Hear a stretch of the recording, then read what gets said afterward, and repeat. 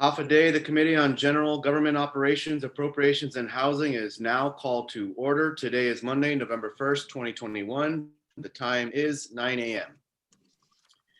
Welcome to everyone connected by Zoom and those tuning in via their television or the YouTube channel. Thank you for your patience and for accommodating the Zoom platform while we maintain social distancing mandates.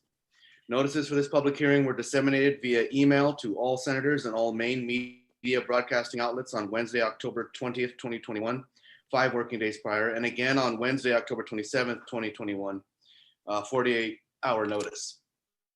The following items will be heard for this morning's virtual public hearing. Bill number 214-36 COR, sponsored by Senators Amanda Shelton, Joe Agustin, Tina Rose Muña Barnes, Telena Cruz Nelson, Mary Camacho Torres, Jose Pedo Terlaje, James C. Moylan, Clynton E. Ridgell, Sabina Flores Perez, and V. Tony Anthony Ada. An act to appropriate $25 million from the general fund to the Department of Administration for the Local Employers Assistance Program, or LEAP, as established by Executive Order 2021-25, and to cite this act as the Local Employers Assistance Program Act of 2021. Here are some general rules of conduct. The Zoom meeting is hosted by my staff and will mute all Zoom participants until called upon by me.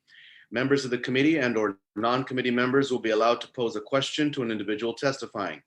Individuals testifying shall first be recognized by me before speaking and begin by stating their name for record-keeping purposes.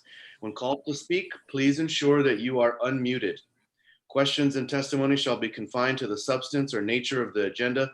Personal inference as to the character or the motive of any senator or any individual testifying is not permitted. Public hearing. This general rule of conduct will result in removal from the virtual public hearing by my staff. Please ensure that your video remains on throughout the hearing. Participants must be visible at all times and not engaged in other activity during the hearing. Failure to maintain visibility may cause your removal from the meeting during the live stream. All right, and now I'd like to acknowledge my colleagues who are in attendance with us this morning. Senators Tello-Titagui, Senator Moylan, Senator Frank Bloss Jr., Senator Amanda Shelton. Let me see if I'm missing anyone else. Speaker Therese Terlaje, sorry, I just saw you there now. And I believe that is all of my colleagues. I'm sorry, there's a lot of people logged on to this Zoom meeting, so it's kind of hard to make sure I catch everyone there. With that now, we'll go ahead and begin with the bill's sponsor. And allow the bill's sponsor to provide an opening message on the bill. Senator Shelton. Mr. Chair, Hafaday, buenas, and good morning to everyone.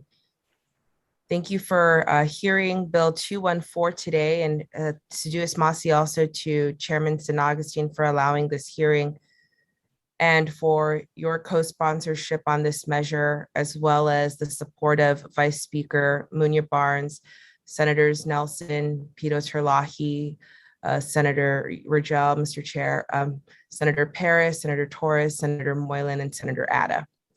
Bill number 214, or the Local Employers Assistance Program, LEAP Act, commits local funds to help businesses most impacted by the COVID-19 pandemic and ensure employees keep their jobs. The measure appropriates $25 million from the general fund to the Department of Administration for the Local Employers Assistance Program, LEAP, established by Executive Order 2021-25, and will act as a local match for the governor's commitment of $25 million in American Rescue Plan, ARP Act funding towards the LEAP, totaling in a $50 million investment in Guam's businesses and employees. This measure will allow more businesses to avail of loans from the Guam Economic Development Authority to mitigate financial hardship while supporting payroll and benefits costs and costs to retain employees. And I emphasize the need to keep our people working. The LEAP helps to create an environment for Guam's businesses most affected by the pandemic that fosters employee retention and helps them on the path to recovery. After meeting with representatives from the tourism business sector, I, along with members of the Committee on Tourism, made a commitment to these businesses who have requested assistance from island leaders. Business leaders from our tourism sector called on us to work together. And the LEAP is the result of the collaboration of our island's leadership that demonstrates our commitment to keep our people working and carry our businesses through this difficult time. I want to thank these tourism sector partners for their continued efforts despite the circumstances. It's up to us to continue the fight to keep our people working. And this bill is about sustaining jobs and investing in the hardest hit businesses. Our businesses have come to us for help, and we're here to answer this call now. So thank you very much, Mr. Chair, and thank you to all of the stakeholders who are here today to testify in support of the bill. Seduis Masi. Thank you, Senator Shelton. And we'll begin now. I'm sorry, let me also recognize, I saw Senator Sabina Perez on here. So I'd just also like to recognize Senator Perez as well. We'll now begin accepting testimony from those who have signed up to testify.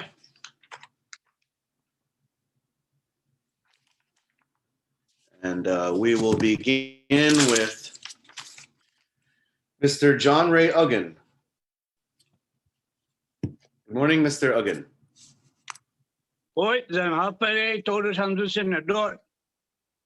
O nanay dangkulo na Seduis Masi para gabenota dan hamduni malmailihi na senador para insetbi itaw-taw tanu. Do sasangan esti spesial na para insetbi itaw-taw tanu. Dangkulo na agradecimiento mapato ginin hami, specialmente este ginin tourist attraction sa Hagasa. Tomorrow do gini este Tomorrow Village, PIC, dan Ibalio de Lati, and todo empleado ni manggagi gini.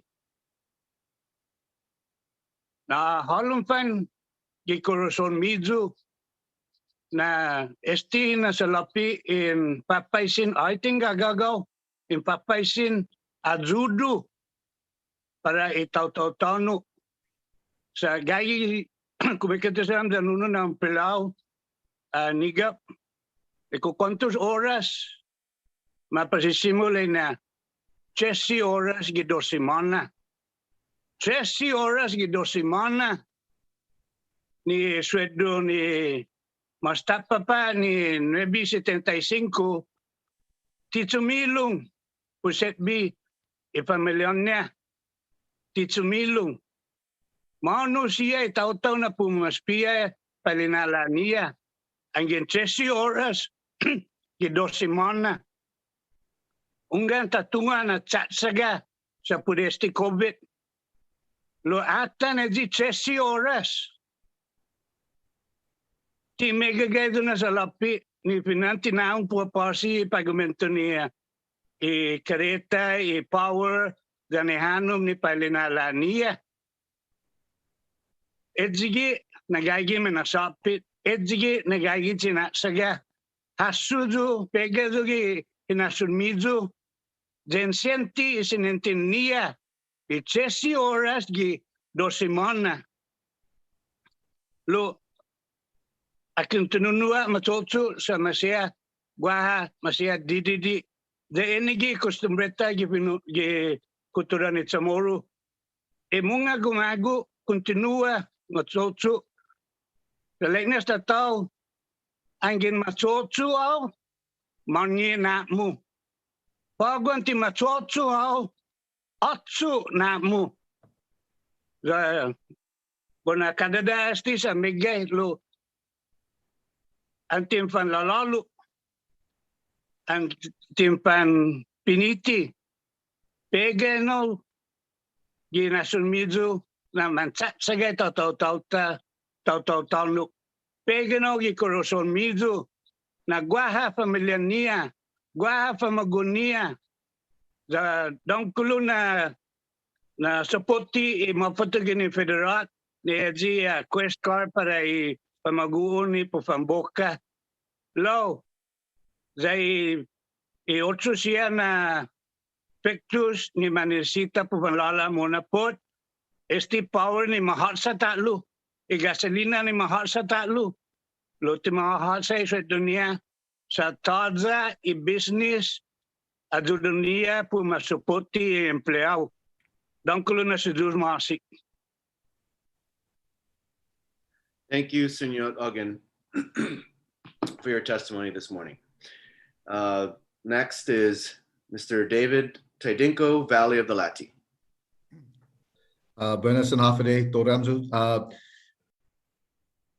We would really like to thank the chairman for hosting this meeting this morning. We truly appreciate the swift action by a collaboration of both the administration and the legislature and a bipartisan support of the businesses and the people that we employ. We as a group are truly appreciative of the efforts that are being made, and thank you for recognizing the challenges that we are facing as a community. We want to applaud the Guam Economic Development Authority in taking the leadership in holding stakeholders meeting to understand the plight of all our businesses, and not just our businesses, but really our people. And we recognize that our purpose in meeting together is to protehi linalata, to help save the livelihoods, not just of our businesses, but of our people. We truly appreciate Senator Ridgell and Senator Amanda Sanchez, Senator Amanda Shelton, Senator Blas, and the leadership of both houses, both sides of the house for coming together. We want to extend a true appreciation to Governor Liu for swiftly acting on behalf of our people. And we stand ready to support the legislature as well as the administration and GIDA in their efforts to make this program realized for the benefit of our employees. Jesus Masi. Thank you, Mr. Tidinko, for your testimony this morning. Next is Mr. Jay Merrill, Market Research and Development. Mr. Merrill, you're recognized. Thank you, Mr. Chairman. Thank you, all you great senators that are there today, because what we see here is a true collaboration of all of the parts of our government and our community coming together to address a problem that was empirically identified and quantified by the university. And that problem determined that the most harmed businesses in our community were those that were the smallest and those that were part of the industry that is going to be most important for our economy to recover. These small businesses are the ones that provide the fundamental elements that go into making up the experience that visitors expect when they come from Guam. These small businesses are the ones that give the heart and soul and flavor and character of what Guam is like for visitors that come to Guam. These are also businesses that have less than, in many cases, 5 employees, and in most instances are owned by local people. So it's only fitting that the governor and the legislature and businesses have come together to try and address how that problem can best be solved.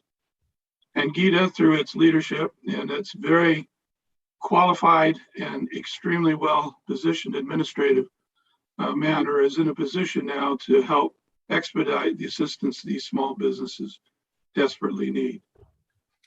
We can say with clear eyes and with full heart that this is a concept that was developed not only on the best of intentions, but it targets precisely the people in the community that are most in need. So we thank you for your foresight. We thank you for your leadership. And we thank you most of all for addressing this quickly, because the problem itself is dire and these businesses are in need of help as soon as possible. So thank you, Mr. Chairman. Sijus Masi.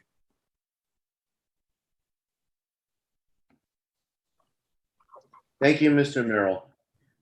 Next, we have Mr. Brad Kloppenberg, Kloppenberg Enterprises. Mr. Kloppenberg, you're recognized. Yes, good morning. Thank you, Mr. Chair and senators. We certainly appreciate, your willingness to look at this issue and see, what we see in the need with the businesses and employees of our #1 industry. It's nice to see the collaboration that's taken place, and as some of the other speakers have said, the swiftness in which you've put this topic at the forefront. Tourism's always been, for the last 50 years, touted as our #1 industry, and all the jobs and the livelihoods that it's provided for, and we're doing everything we can to see it survive, so that these businesses are still around when tourists begin to come back. And at this point, we don't know when that's going to be. It's out of our hands, and we've experienced disruptions before, but I don't think any of us could have foreseen the magnitude and the duration that the pandemic's had on the industry, and all the assistance that's been given out prior to has long been exhausted, and some of these smaller businesses that are really integral in making up the entire industry, make it what it is. We need them to survive. We need these businesses to be around when tourists start coming back, and so we're really thankful that you've taken the time to put this bill forth to give people some hope and for their survival. And so I just want to thank everyone. Thank you. Thank you, Mr. Kloppenberg. I'd also like to recognize some more colleagues who are joining us this morning. Senator Chris Duenas, Senator Mary Torres, Senator Pedo Terlaje. Forgive me, I got to kind of scroll through the gallery. There's a lot of people logged online, so I'm looking to see who else I haven't recognized yet. Senator Tony Ada, Senator Joanne Brown, and Senator Sabina Perez, yes, is on. Okay. All right, next on the list to testify this morning is Ms. Jovina Lujan.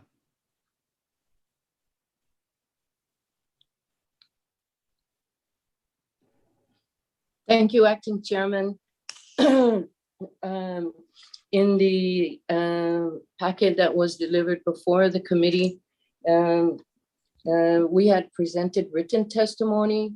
In the interest of time, if you prefer for me not to go through that, it's a matter of registered record. I just really want to say that the Proteji Inilalata group genuinely, sincerely appreciate the cooperative effort that we have seen in such speed of time these last couple of weeks. We're genuinely appreciative to Governor Leon Guerrero and her cabinet, to Gita, and all the effort expended to reach out to the stakeholders involved, and to members of the legislature, Senator Shelton, Senator Agustin, and members of his committee, in your effort to really enhance your understanding of what really lies afoot. And my name is Jovina Lujan. I'm merchandise manager at DKSH. And speaking for my company for a moment there, we have been engaged in travel retail on island for the last 50 years.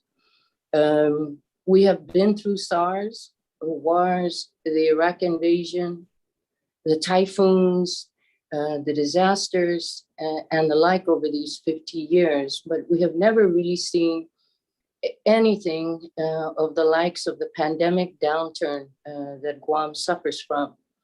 The zeal of the Proteji Inilata group is to get the help to those who are most in need. As the effort was launched by members of our team, we began to interact with other small companies, particularly micro businesses, and so forth, both key players at the front end of the industry and support businesses at the back end, who shared their sentiments with us that many of them really had not had the prior opportunity to take advantage of the multiple programs of assistance. And so we were very, very gratified in our dialogue with Gita from the standpoint of their sensitivity to the depth and magnitude of the need. We are very grateful to the legislature, to key players here. We're very humbled by the bipartisan support that we see. And the entire Potehi team, the members outlined in my previously submitted testimony, we stand ready to assist at any time that the legislature should have need. And we remain committed to this post-pandemic recovery. And God willing, we'll be there with the same half-a-day spirit that differentiates Guam from all other competitive markets. Sedulus Maasi, thank you sincerely, the Protehi Group. Thank you very much, Ms. Lujan. You're welcome. Next, we have Hideharu Baba of Baba Corp.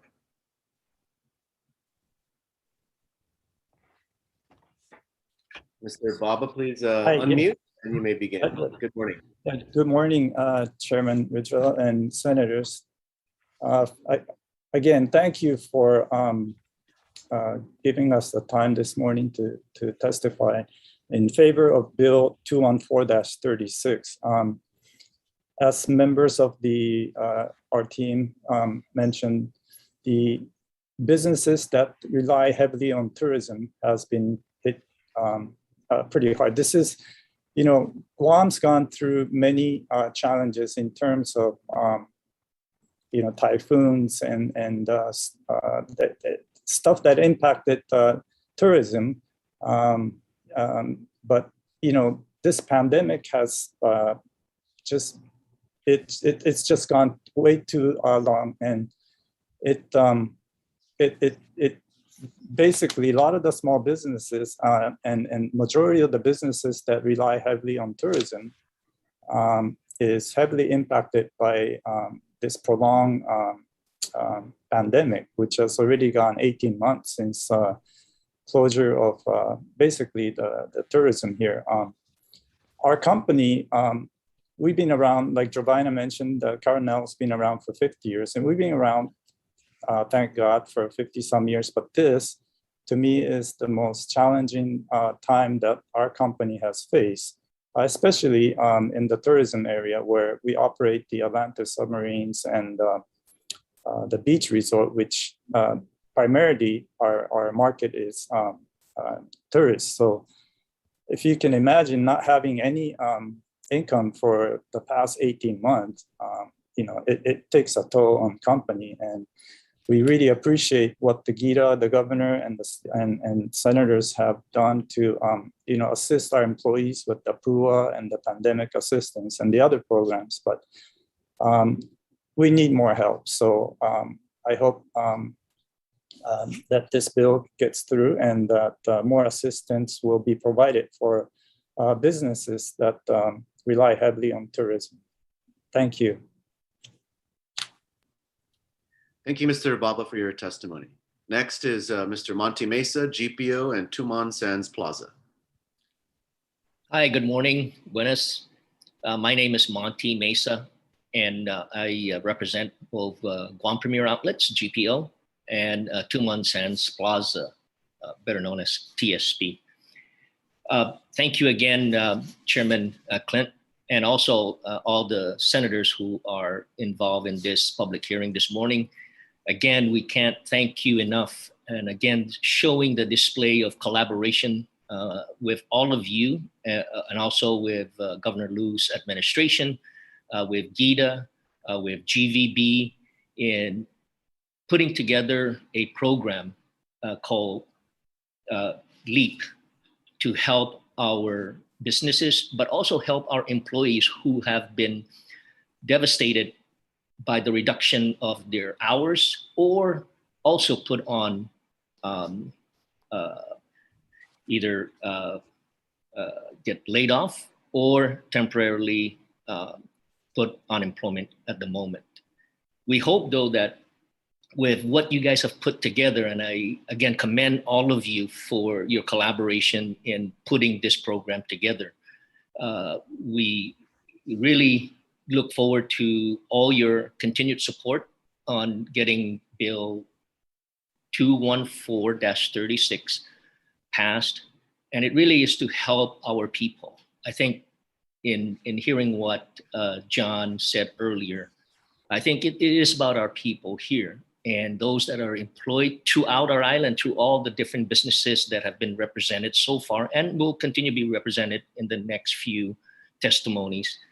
You know, for the record, I want you guys to know, of course, commercial landlords are not qualified for this grant or loan program.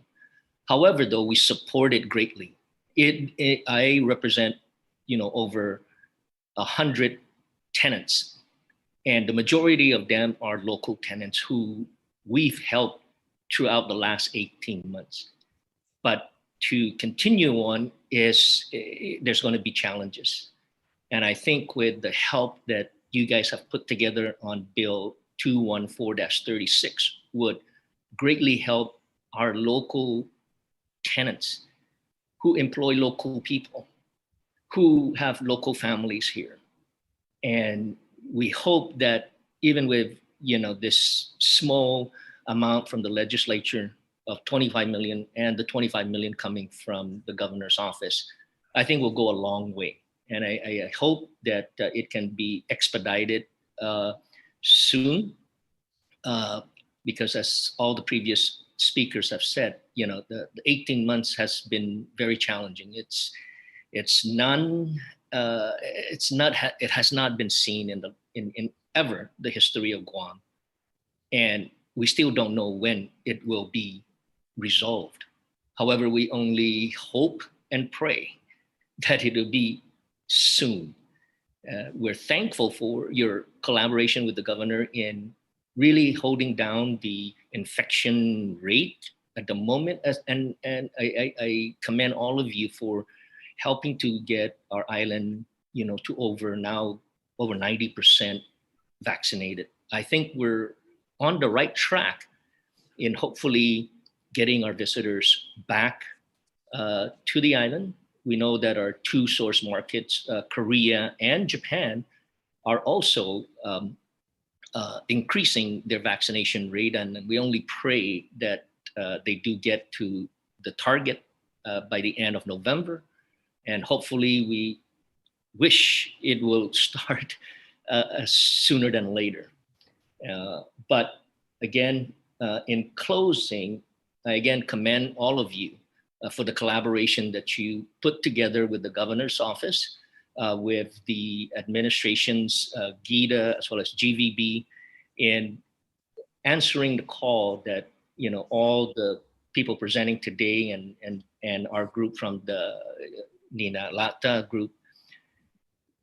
We appreciate the efforts, and the swiftness of your response is highly visible, and it will not be gone without being noted and appreciated. Thank you for the opportunity to make and present during this public hearing. Sizus Masi. Thank you, Mr. Mesa, for your testimony this morning. Next is Mr. Thomas Sun, Hana Tours, Korea Guam Travel Association.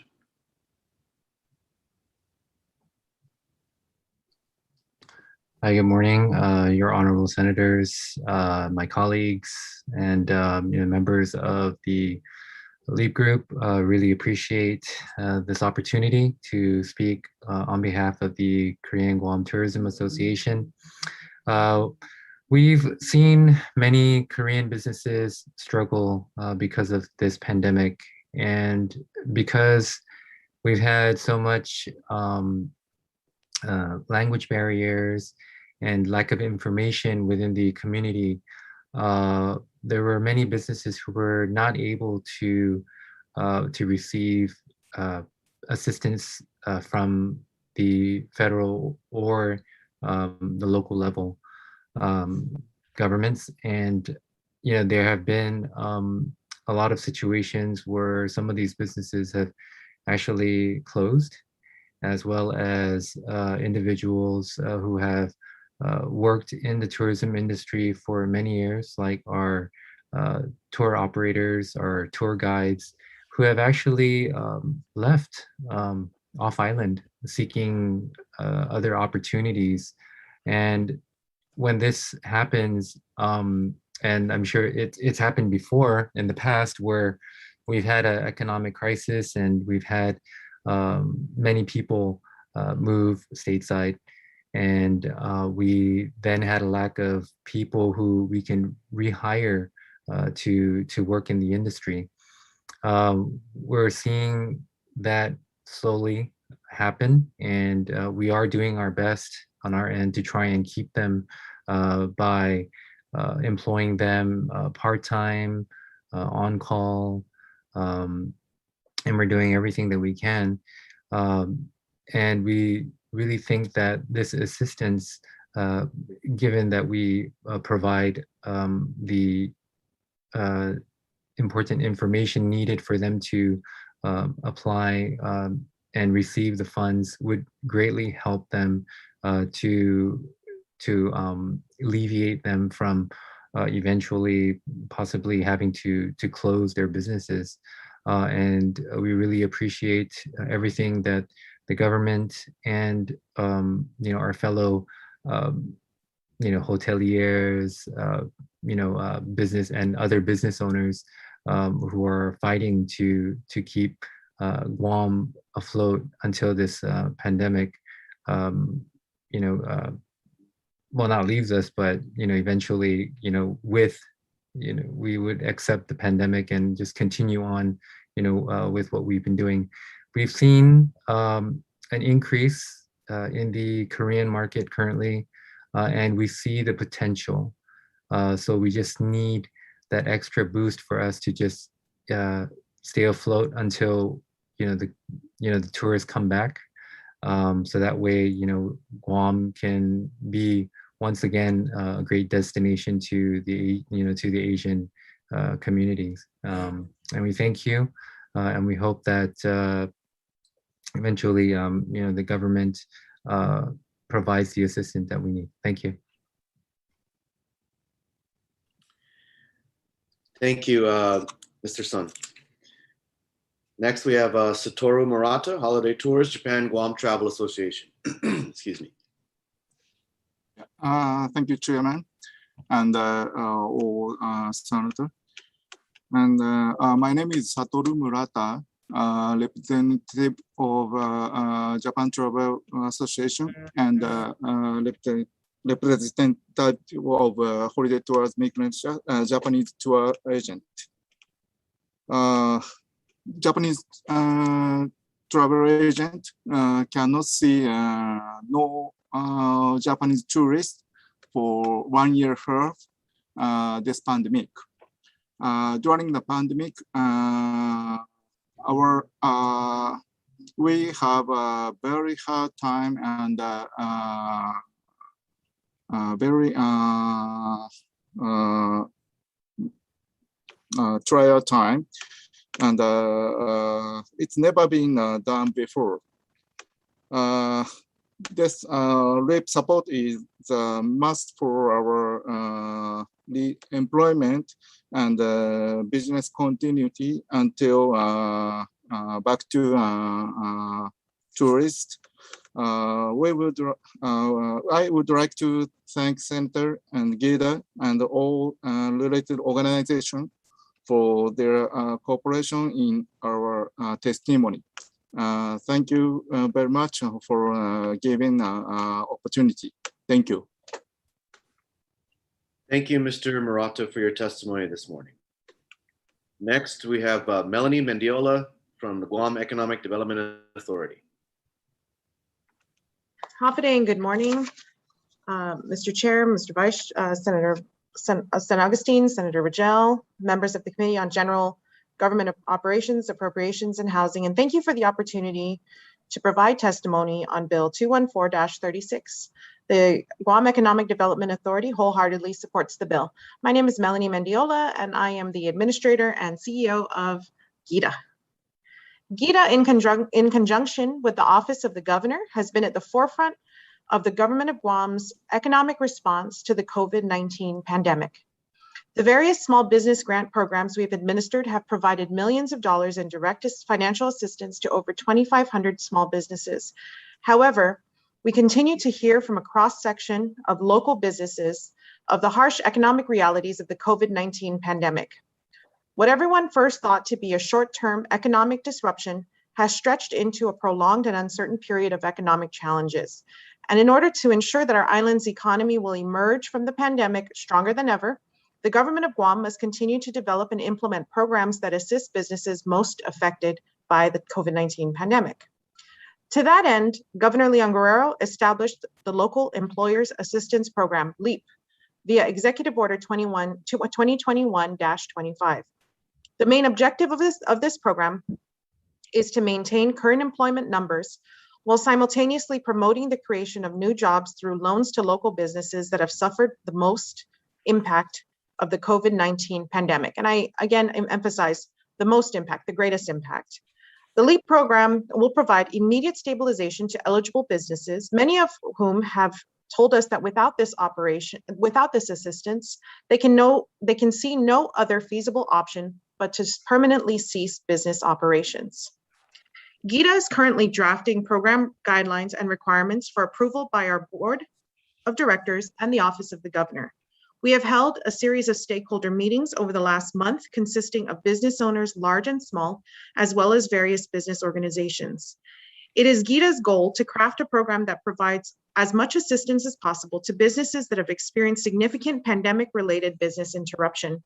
As such, GIDA is exploring the feasibility of creating different eligibility categories while still ensuring that the overall program focuses on businesses with significant levels of business interruption. GIDA has run preliminary figures using our current Guam Small Business Pandemic Assistance Grant 2021 applicants as a benchmark. And based on this, we have determined that the $25 million appropriation contained in Bill 214 is crucial towards ensuring that there is adequate funding to provide assistance to businesses that will have a high impact towards retaining and creating jobs and covering other crucial operating expenses. GIDA greatly appreciates the efforts undertaken by the sponsors of Bill 214 to identify these much needed funds for the LEAP program. I am sure many of the same businesses that we have spoken and interacted with over the past days and weeks have also shared their struggles or are sharing their struggles today with members of the legislature. Executive Order 2021-25 and Bill 214 is a direct message to our business community and to the people of Guam and the people they employ of our Government of Guam's commitment to the island economy. GIDA respectfully urges the passage of Bill 214-36. And I wanted to go ahead and share on the chat the presentation that we use that we were working on at the stakeholders meeting, in addition to some summary notes about the meeting. And so I'll go ahead and share that on the chat, and of course for your and as well as for the record. And of course, if you have any questions specific to the stakeholder meetings, we're compiling all of those notes for you to use as resources as you continue your deliberation and dialogue about this bill. And that's about it. Thank you very much. And I'll be here to answer any questions you might have. Thank you, Ms. Mendiola, for your testimony this morning. Next is Mr. Lester Carlson from the Bureau of Budget Management and Research. Thank you, Senator, and good morning to everybody. BBMR provided a fiscal note for Bill 214. We focused on FY21 revenues received over the adopted level, given the critical need of the program and the immediacy from which funds could be accessed. I am glad to provide everybody with some level of comfort that the governor has indeed set aside the $25 million that she is partnering with the legislature with. So that money is allocated and will be available to support the program. We just need to be able to be cognizant of what it is as far as priorities are concerned. Our fiscal note, as I mentioned earlier, focuses on FY21 revenues over the adopted level, noting the need to zero out expenditures for special funds that were in the red, as well as the $20 million allocation for income tax refunds contained in the budget bill. There is no provision for this funding in the budget bill for FY22. So I would ask that the legislature be extremely cognizant of the need to give the governor flexibility to be able to provide the share, the matching $25 million. If you take into account war claims, which I know will probably be discussed today, you add that to the fiscal note totals, where you can easily see that we're undertaking more responsibilities than we have resources to support. So I would ask the legislature to be very deferential to the need to have flexibility. I would also like to close by saying that the prior testimony really does drive home the need to support businesses. A big part of the business's existence really is being able to provide essential workers for the continuation of their businesses. So on page 3 of Executive Order 2021-25, I believe is the number, there is a specific reference in supporting payroll and benefit costs and costs to retain employees. On the bottom of the page, directing GITA to come up with rules and regulations that ensures that certain amounts of loan proceeds that are used for the employee wages and benefits are forgivable. I would like to be able to remind everybody of the essential need to keep employees front and center at these businesses, and that the focus, similar focus, be given to essential worker deference. We do need these frontliners in the private sector. We need the private sector to continue to provide goods and services for our island. But we would also like to be able to put forward the fact that the latitude to be able to assist in retaining employees and potentially even having a plan to give frontliners additional payroll support should be considered. And I'm sure Gita will do the same with respect to the prioritization of the different sectors, as CEO Mendiola pointed out earlier.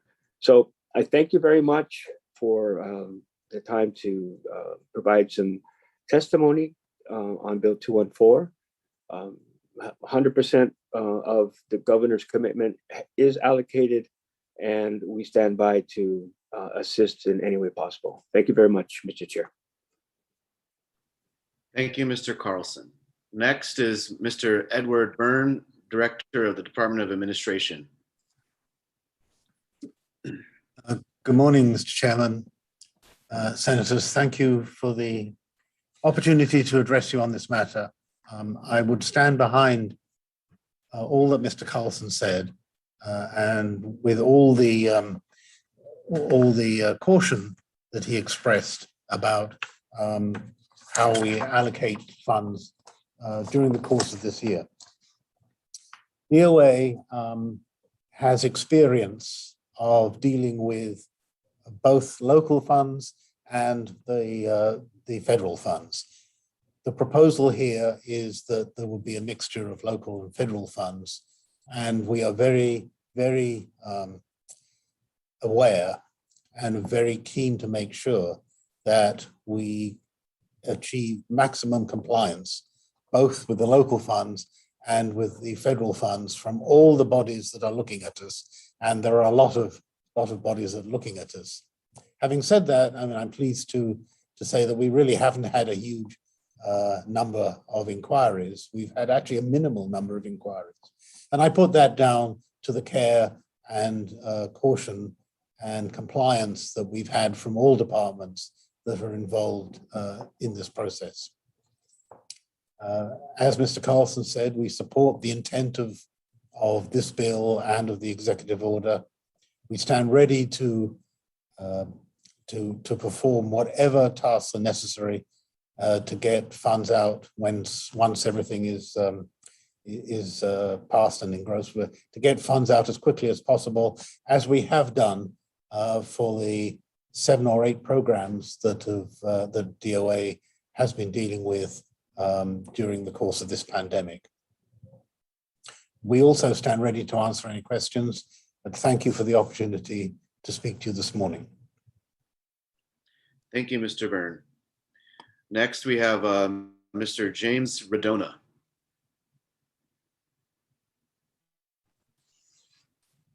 Hi.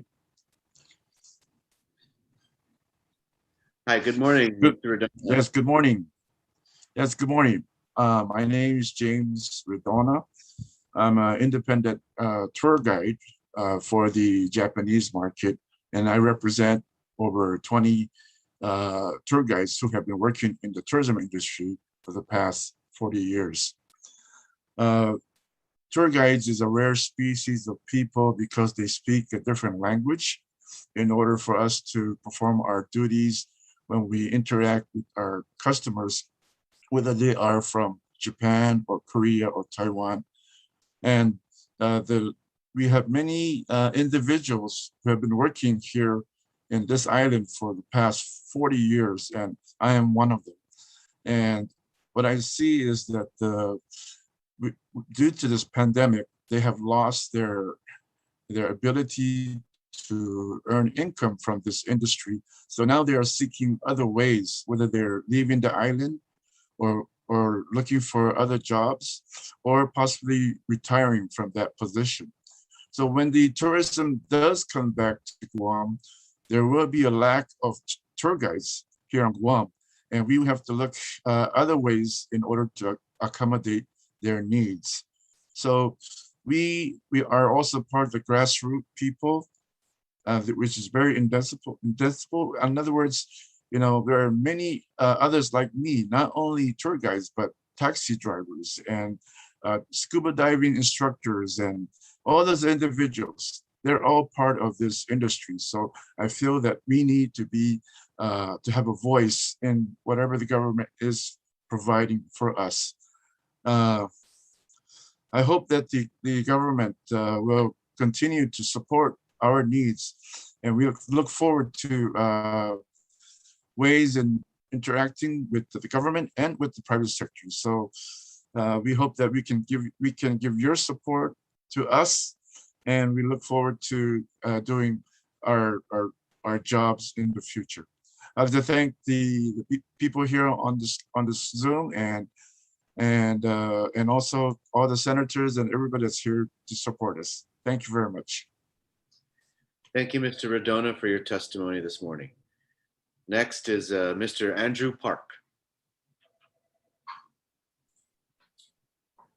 Hi, thank you, Senator Ridgell. Thank you to all the other senators in the 36th legislature. I am Andrew Park with the Guam Korean Chamber of Commerce. So during this pandemic, I was able to visit Korea a few times, and it is clear that there's a lot of people in Korea that are itching to come to Guam. So in terms of the demand to come to Guam, I think it's there, and it's going to happen sometime sooner than later. But what's going to happen is there's going to be one of two scenarios. The first scenario is that they're going to come here and they're going to realize there's nothing to do because we're not ready for the tourist.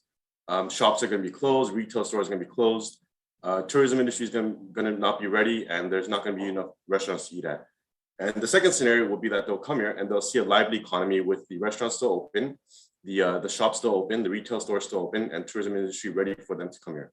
I think the difference between scenario 1 and scenario 2 is what Gov Guam and the legislature does to support these businesses to keep them alive until that point happens. And that's why I would like to thank you all for pushing towards scenario 2, which is what all of us want, and to make sure that when they come here, which I believe they will, we are ready for them, and that we are showing that we are still as good as we were pre-pandemic, if not even better. So thank you to the legislature. Big thank you to Gita. Thank you also to the governor's office, and thank you for everyone here to help support this bill. Thank you, Mr. Park, for your testimony this morning. Next is Mr. Stephen Casperbauer, Alupang Beach Club. Buenas, senators, and those who are helping us out, especially those at GITA and the governor's office. We really appreciate all that you have done in such a short time. I think a lot has been said already, but I want to just mention this, is that our appreciation goes beyond what you see as most of us talking about on the frontline tourism. Obviously, all the frontline tourism companies depend on all the support companies behind us, even down to the folks that give us our paper plates and forks and spoons for the meals, or the cups, or other supplies, etc., like that. So I really applaud the combined effort right now to help everybody on a need basis. And I think that's just a very genius way of doing things, because if you have the greatest losses, you're probably affected mostly by tourism. I also want to say that, when I think of the industry for myself, I oftentimes feel like I'm a tourist when I come all the way from Agana and drive all the way to Ridgell and see those fruit stands where I can go pick up some stuff and feel the beauty of Guam myself. So from one end of the island to the other, I think that there'll be a tremendous appreciation. I also wanted to mention that if there was an investment to be made, it would be made in tourism right now. And those businesses that need to hang on and meet their obligations, especially mortgages. It's a difficult situation for a lot of them. And the reason is this is because all the hotels aren't going to go away, and the restaurants aren't going to go away, and the option tours aren't going to go away. It's the best investment to have a return, even if it was another year or so before we picked up to near full steam. You're never going to get an economy like this that will bounce back. What I've listened to our Asian tour partners is that most of these countries are not ready to go travel halfway around the world to some exotic destination. They want to just puddle jump to the closest destination that they can feel safe and get back home with just one flight, no transfer. And that's Guam, and maybe our sister island, Saipan. And so we stand ready for them when they are ready to come out. And they're not going to go to these exotic places that don't have the same standards for hospital care or other areas of special safety concerns. And so we stand ready to probably have a better recovery than most places that these Asian destinations were actually going to when they were going far abroad. I want to thank you for the opportunity to have us all join in today. One team, no scene Guam. And we appreciate that from all of you. Thanks so much for chairing as well, Senator Ridgell, and acting chairperson. Thank you. Thank you very much, Mr. Casperbauer, for your testimony this morning. Next, we have Mr. Richard Hart.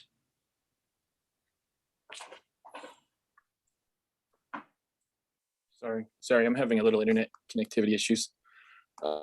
Again, thank you all stakeholders who are involved, the Guam legislature, most importantly, Mel at Guam Economic Development Authority, who has spent a great deal of time and effort focused on this. And I reiterate what everyone else has said, that after nearly 20 months into the pandemic, things are still very, very challenging in the local community and in the workforce that's related to keeping our businesses alive.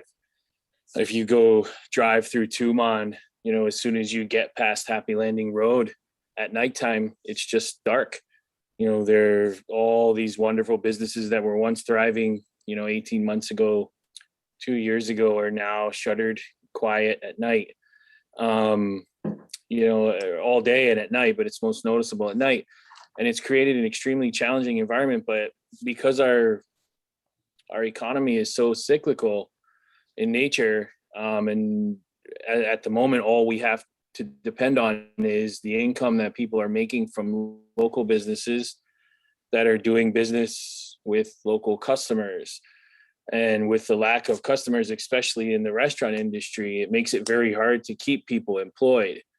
And restaurants tend to run labor costs that are a great deal higher than your average retail business, just because there's a little bit more that goes into what we do, and it's made it extremely difficult to keep people employed. And we, as of August 1st, we're starting to recover from the pandemic, and my company was employing about 236 people total. That's down from 415 in February of 2020. But now today, we are down to about 183 people just from the last 2.5 months alone. And I can make a commitment from my company once, with the assistance of this bill and with the assistance of the funding that will come from it, we will commit to rehiring every individual who has been affected over the last 60 days. So it'll bring people back to work immediately. It'll give support to the businesses that need it the most right now, the ones that are most affected, and it'll keep money coming into our economy. It will keep people working until we can get over this next big hump and start to return some tourism. I was down in Tumon over the weekend, and I did see some people who are most certainly tourists, but it's just a minute fraction of what we actually need. Prior to March 15th of 2020, I think we were at about 156,000 tourists a month.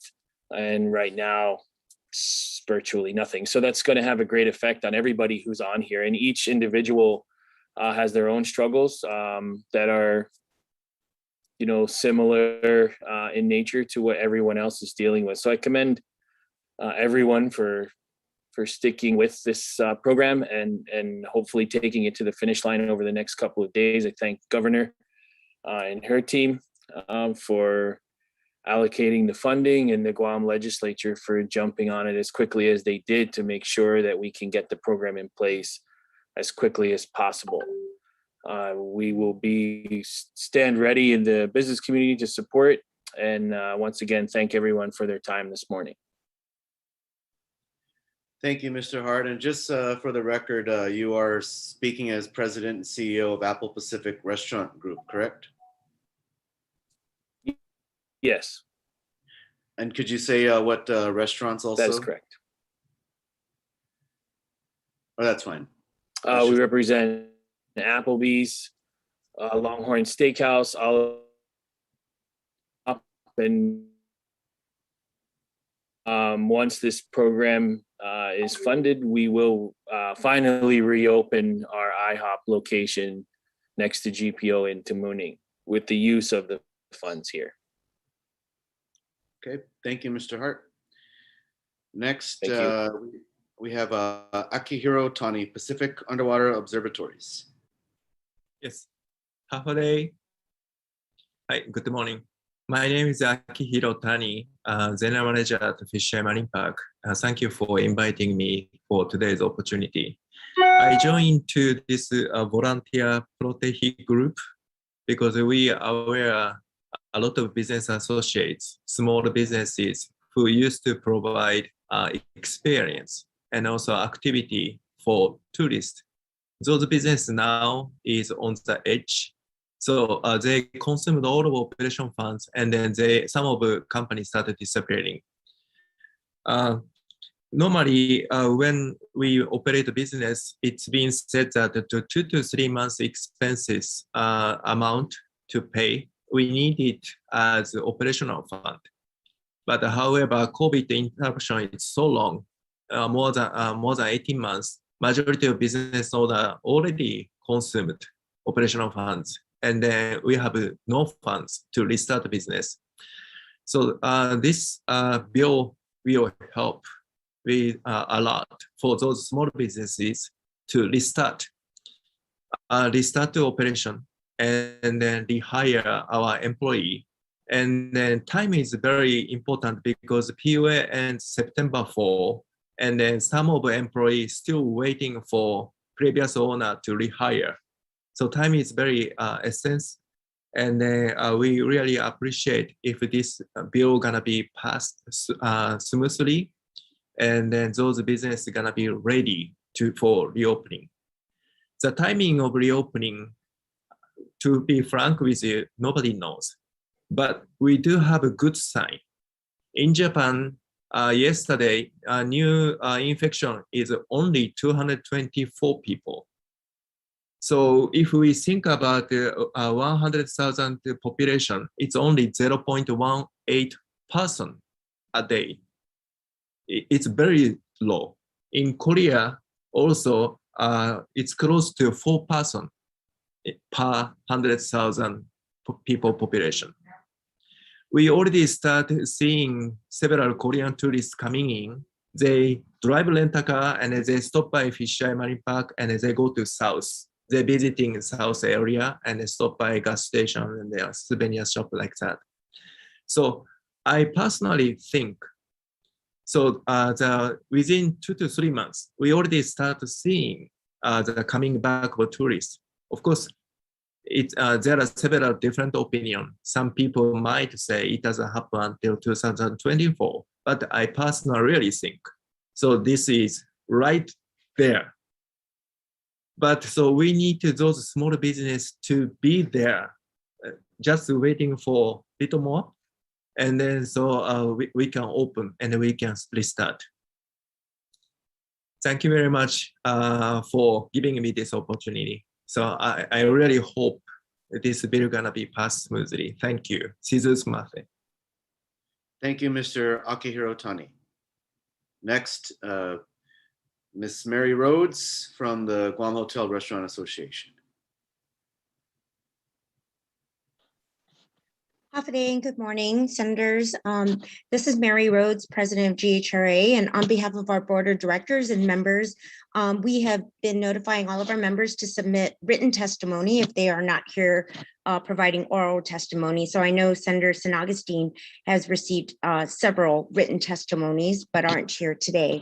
So on behalf of our membership, we are the trade organization for the tourism industry, and we certainly appreciate the opportunity to speak on Bill 214-36, which will help appropriate $25 million from the general fund to the Department of Administration for the Local Employers Assistance Program. We understand that, as we all agree today, the tourism industry has been the hardest hit through the pandemic, and we've seen business closures. We've seen tons of businesses with limited operations, increased health and safety protocols, which has added more labor-intensive types of duties, reductions in workforce, decreases in sales, especially in the last 2 to 3 months. Also, we've also seen soaring prices due to delays in the supply chain, increases in utilities and other types of expenses for our businesses. But more importantly, we've continued to see a slowdown of the economic recovery. Even though we've had different surges, we started to see things pick up a little bit. But with the continued delay of the tourism reopening, even though we have some Korean tourists here coming into Guam at this point, it is still a continued slowdown. And so the timing, as Tani-san did say, it is rather important, especially with the end of PUA. And I think that this is going to be a much needed infusion into our economy. I did submit official testimony to Senator San Agustin, and thank you, Senator Ridgell, for hosting this meeting. I'm just going to give excerpts of our testimony, but we certainly appreciate, and Senator Amanda did speak to this, and she's our chairperson for tourism, that we did ask initially for the cooperation of both the executive and legislative branches. So we want to thank the executive branch branch, most notably, of course, the governor, lieutenant governor. But really, as you can see here with the presence of GITA, Department of Administration, BBMR, they are ready. They've met with stakeholders. They're ready to stand up for this. And I think this is one of the fastest programs put together by the executive branch, but it really needs the assistance of the legislative branch because it's only partially funded by the executive branch. And so with the legislative branch, we want to thank the sponsors and co-sponsors of this bill because it will provide critical assistance to businesses adversely impacted by the pandemic. And more importantly, it's going to help us to find solutions to help remediate these business disruptions and help with the overall impact to the industry. As you know, with the combined $25 million through the LEAP Act, together with the American Rescue Plan funding of $25 million, total will be given to the $50 million to the industry stakeholders and businesses who qualify through the program as outlined by Gita earlier, which I'm sure is still subject to approval.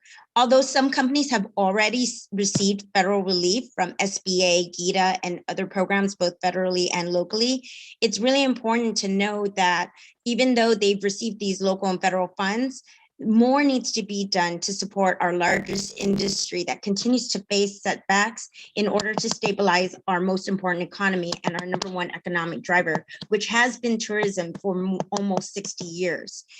By doing that, we help bring jobs back, and that lays the groundwork for long-term economic recovery. Throughout the pandemic, they've made difficult decisions, and we've really seen a lot of interruptions into the workforce through furloughs, reduction in hours, and of course, layoffs. Throughout the industry of all the business sectors, tourism was definitely the hardest hit. According to the 2020 Guam Economic Report, 56% or 15,174 jobs became unemployed during the pandemic, and that was mostly in the service industry. So before businesses can rehire, they need to be in the position to hire. Businesses are still wondering what recovery looks like, and I know that a lot of people have mentioned this today and given some indicators of what we could see in the next couple of months, but really it's an unknown. And businesses cannot make business decisions, and they need to be able to survive this and have stability in order to stabilize the market. And the dismal economic forecast that we've seen from GVB just in the next year through 2022 is only an indicator of what's to come, or really our future forward-looking motion as far as 1 to 2 years for real economic recovery within the tourism industry. Guam is a destination that really relies on leisure and business travel. And as Mr. Kasperbauer has said, it's going to take a lot of proximity and safety, security kinds of messaging out to our key source markets to want them to come back to Guam. But we've seen domestic travel take place within Korea and Japan especially. And so people are traveling, but they're traveling to places that they feel is safe and secure. And since Guam is almost 90% fully vaccinated, and we continue to make strides towards that reopening of tourism, and with the announcement of WTTC Safe Travels and Guam Safe Certified here on Guam, then we can really work on these programs and work with GVB to further promote Guam as a safe destination. But before they can come back, as indicated earlier, the businesses need to remain solvent in order to rebuild our economy so that we can be resilient, even if we were to deal with another surge or a longer pandemic for this recovery. As many of our stakeholders here today have shared with you, we continue to face harrowing challenges and expenses that continue to climb, and we definitely need to work together to find the solutions that will sustain them, especially in the next year. So thank you so much, because the direct and indirect benefits of this will have a multiplier effect throughout our community, not just through people we directly employ, but indirectly through all the ancillary services that rely on these key businesses. And so thank you very much for your consideration. GHRA is in full support of the passage of Bill 214-37. And thank you again for your leadership and cooperation to get this timely bill passed with effectiveness within the legislature and in a bipartisan effort with our government. So thank you very much. Thank you, Ms. Rhodes, for your testimony this morning. Next is Mr. Bill Naut from Nowtech Inc. Yes, hi, Hafaday, and good morning, Chairman, Mr. Chairman, and the rest of the senators and rest of the members on this hearing. My name is Bill Naut, and I have been on several hearings and into the legislature in the past years. My experience comes mostly in tourism. I have been in tourism for the past over 35 years. My main focus in tourism is basically, I focus in the Japanese market. This is the first time that I have seen almost every sectors of the industry. It's not just Japanese, not just Koreans, Taiwanese, not just hotels or restaurants or activities or attractions or retails and so forth. This is every sector of the tourism industry has come together and in some sort of have expressed their need for some sort of an assistance or support. I represent Nowtech Guam Inc. I'm the president and CEO. I have been in tour company, travel industry, and as I said, and I have been working in well, what our industry called travel agency for the past over 30, like I said, 33 decades. And I have represented what we call in the industry land operator. And what land operators are that we are the one that works with the airports, the transportation companies, the restaurants and the retails and the hotels and attractions and almost every tour related businesses on the island. And what we do is we try to bring in the, we try to work with everybody so we can get the best ideas and focus on what are the best things to do for the island so that we can bring as much travelers to Guam. It has been hard for many of us, as some might feel that Guam has, I mean, the travel agencies or travel industry are sometimes, you know, we feel that sometimes they treat us like we are not part of the whole economy. But you know, from our point of view, we are part of the economy and we are part of Guam. There are many people there are thousands of people that work in the industry, and that we feel that these people are really in need, and that we can only do it when one comes in as a, you know, comes together as one. We need the government. We need every agency in the government. We need every part of the government. We need the legislature. We need the executive branch, and we need the legislative branch. Everybody is in need at the moment.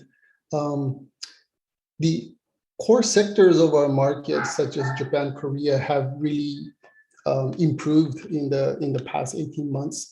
They are getting ahead in their vaccinations.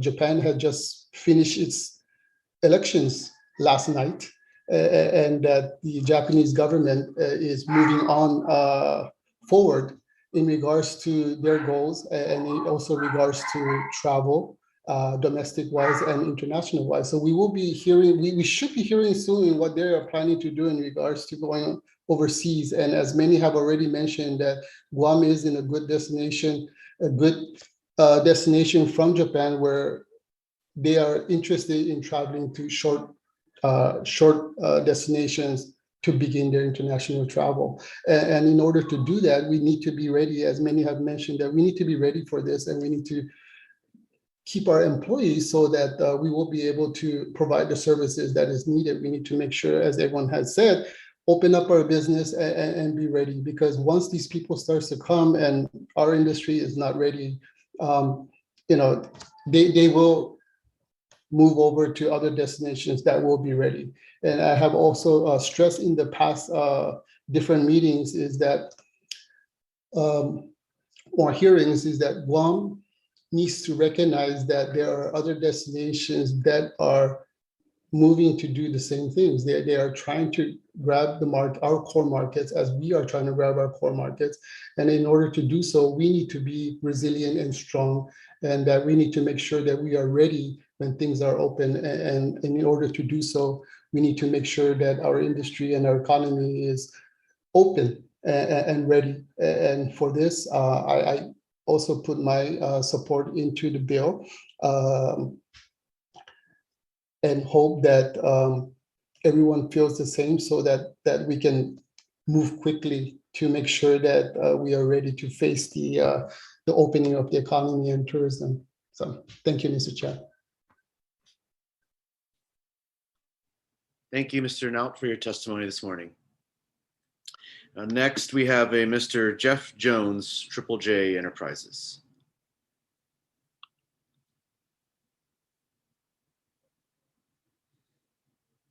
I'm looking to see. Mr. Jones, are you on? If not, I don't think I see Mr. Jones. If not, we can go to the next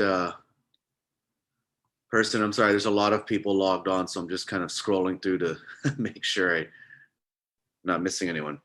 Mr. Terry Chung, Triple J Enterprises. I do see Mr. Terry Chung. If you could turn your camera on. There you go.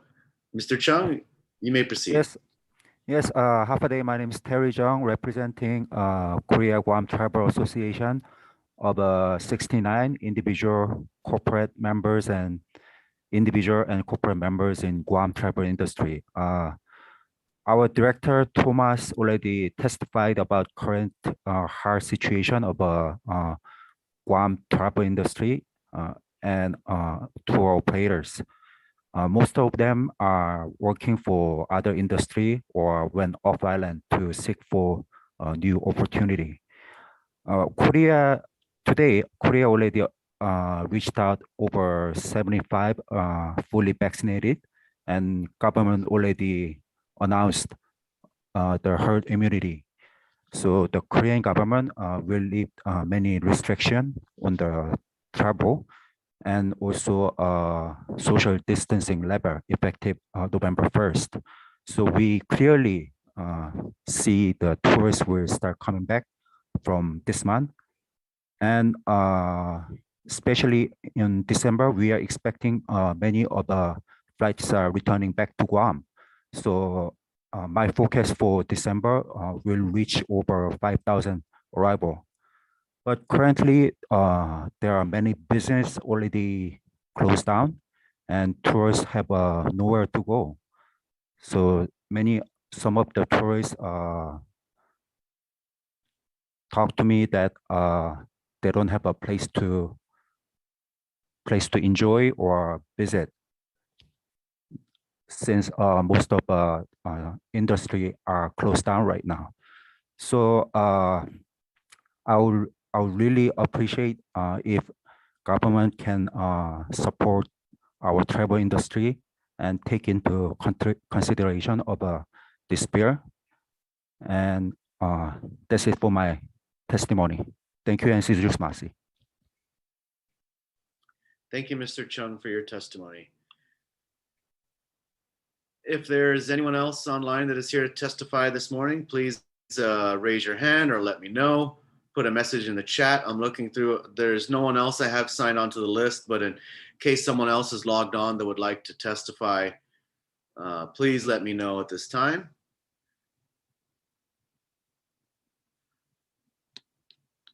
If not, we will go ahead and now begin hearing some questions or comments from my colleagues. I will go in order as I see my colleagues on the screen. That's the easiest way to do it, to make sure I don't miss anyone. So I'll begin first with Senator Chris Duenas. Masi, Mr. Chairman, and I want to thank all the companies that have come forward today to represent their concerns and their support for this bill.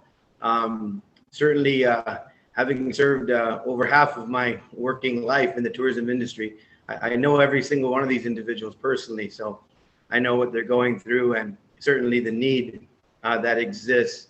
We have things to work out within the legislature and working with the administration. But I don't want to bore anybody with those details. Certainly, as the BBMR director mentioned, the issues of the funding source using the general fund and this appropriation, we'll work through that and deal with that in-house. But we're going to continue to ask the governor also to use whatever immediate resources are available. And as we pass this bill, working towards making sure the funding source is secure and solid going forward. But I just wanted to let my friends and partners know here this morning, whatever it's going to take, my support is there to make sure that this industry is maintained and that the optional tours can survive and thrive, because as many of you mentioned, it really is vital that we're ready to be able to have the services and the opportunities and the options for our guests returning to Guam. So this program, as we work through it, we'll get through the details, but the program itself has my full support.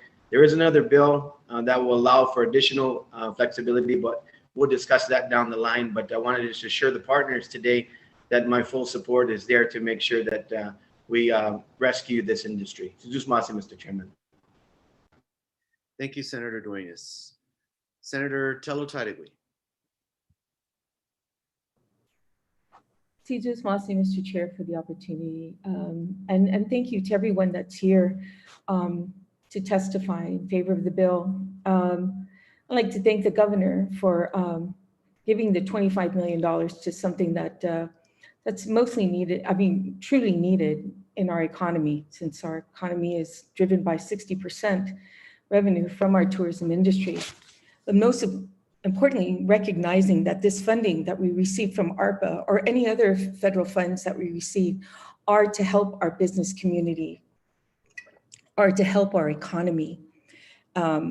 So I'm just surprised that the full $50 million is not provided in this program by the ARP funding of the $553 million that was given to the governor, that this amount the total amount of $50 million should be given to them. Unfortunately, the legislature doesn't have a pocket of federal funding, to be given out. It probably would have been a whole lot easier to address this legislation if we were in a budget time while addressing the budget. My question I have, though, to Lester Carlson with regards to the BBMR fiscal note that was provided, and if anybody in this Zoom would like to see a copy of that, I'm pretty sure the chairman's office will provide the fiscal note for everybody to review and see that actually they're saying that only $19 million is available. Unfortunately, if you look at the budget bill, I believe that the comments that were made on whatever excess revenue, that there really is none, because 70% of the 19 million that's left over, 70% of that will be going to tax refunds, while 30% goes to the rainy day fund, which we all know, if anything about what's happening through this pandemic, is we're not sure when tourism is going to come back or even come to even a decent level of tourism. We're not sure of that. It's been stated several times. But we are sure is that federal funding is going to run out. We're not going to get this much funding coming next year. The infrastructure bill that's coming our way, I'll be asking that question to Gita, but Lester, you mentioned the fiscal note and you mentioned the 19 million that's left over after covering the 20 million that goes to tax refund that's been in the budget bill, as well as the offsetting the special fund revenue of about $20 million. The remaining amount of 19, doesn't that go to another, isn't that money obligated to, according to the budget bill on page 7 of the budget bill? The obligations and this bill here, I think, since one came after the other, I think there just needs to be some very cognizant recognition of, again, as I mentioned earlier, priorities. There certainly could be a notwithstanding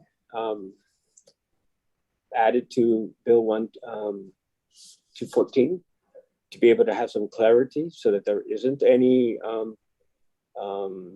confusion as to what it is that we're doing.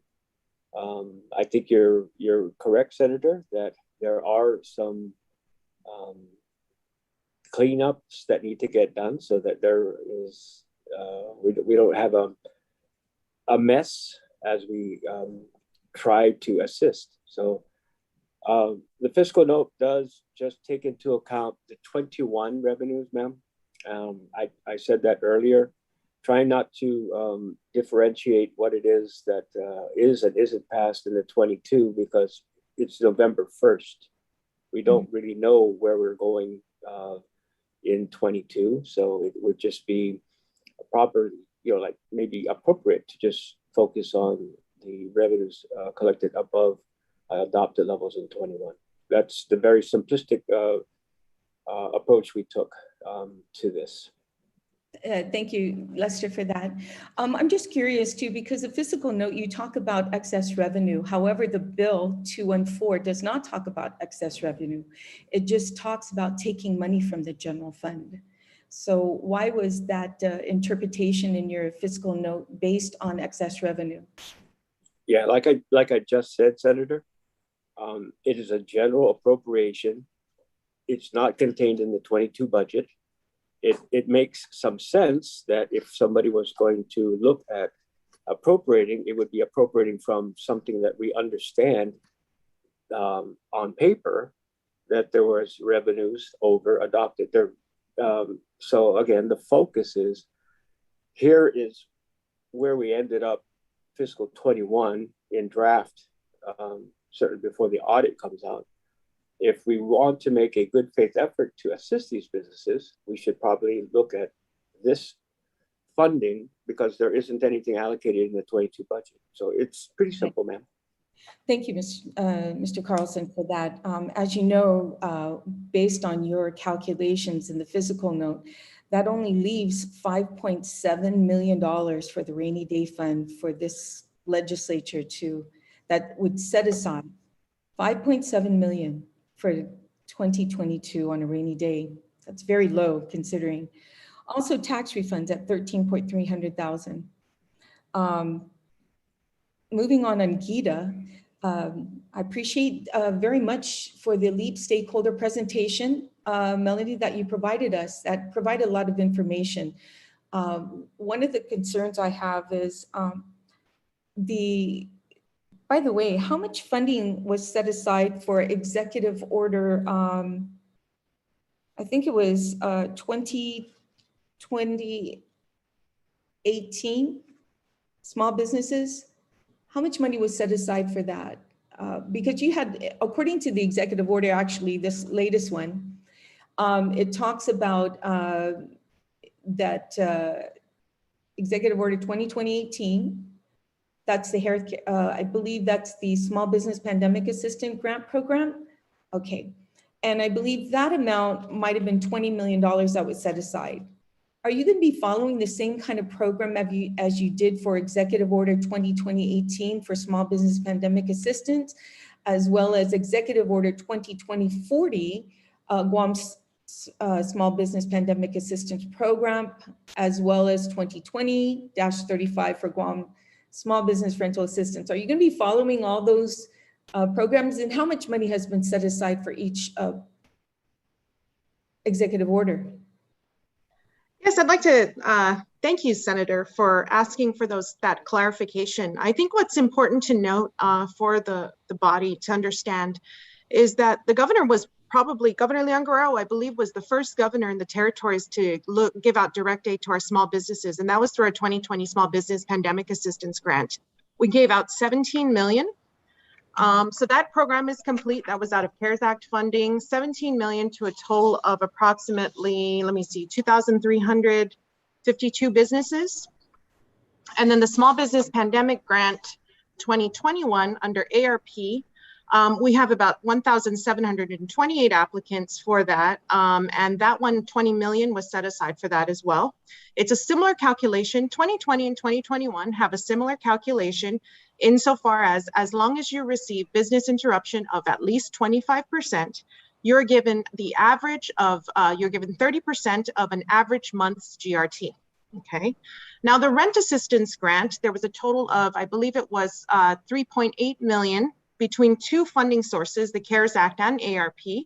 And that was, I don't have that number in front of me, but I believe it helped something like 600 or so small businesses. That was primarily to help brick and mortar type businesses who could not carry out their work in a remote type of environment. So like nail salons, hair salons, in addition to many of our tourism retailers. That was calculated to be 2 months worth of rent. So what the applicant would do is they'd give us their lease agreement, a statement from their landlords. We calculate 2 months commercial rent relief. That was what was provided under that particular program. So this particular program, what we did was, there's a couple different differentiating factors here. The 2020 and 2021, when the governor was the first of the governors, across the territories to dole out direct aid, she wanted to help all small businesses because all small businesses were interrupted, primarily because of the closure due to the pandemic back in March of 2020, right?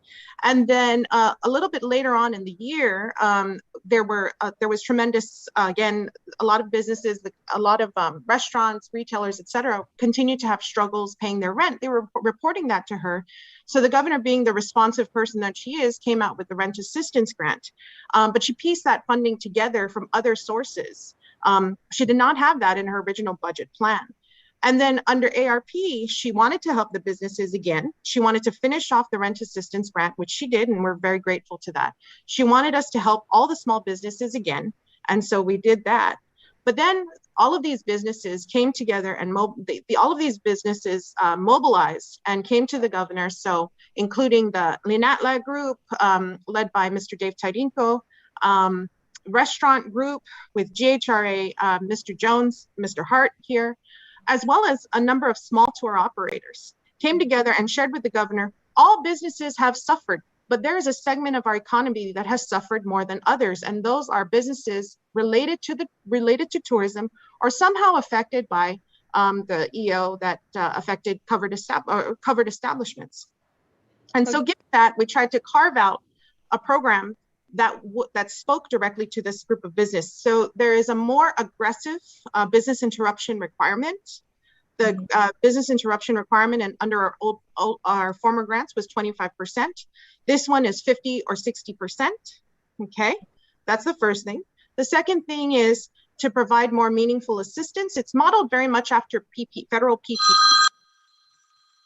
PPP, where a grant, a loan is given with a forgiveness component that's attached to employment.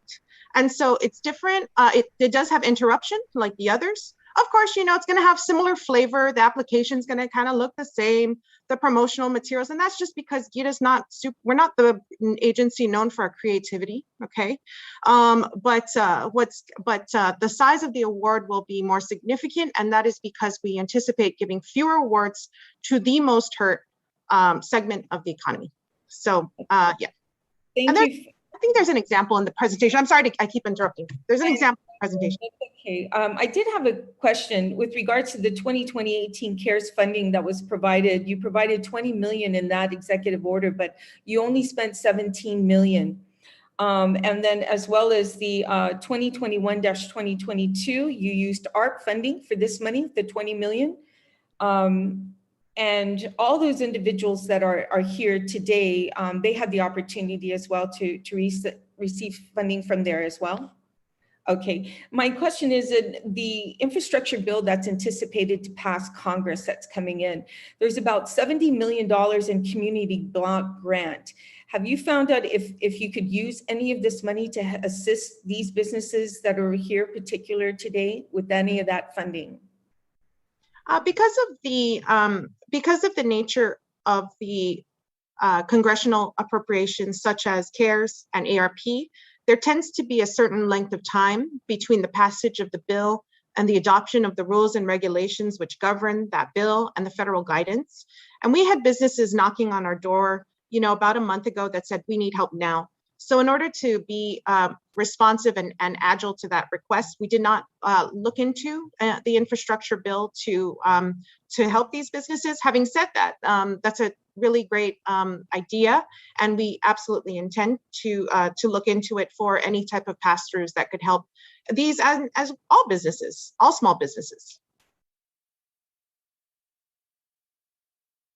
Thank you, Melanie, for that. And I do hope that you do look into that because, I do support our tourism industry and those that are hurting desperately. But I think that the funding coming from the federal government is intended to help our businesses.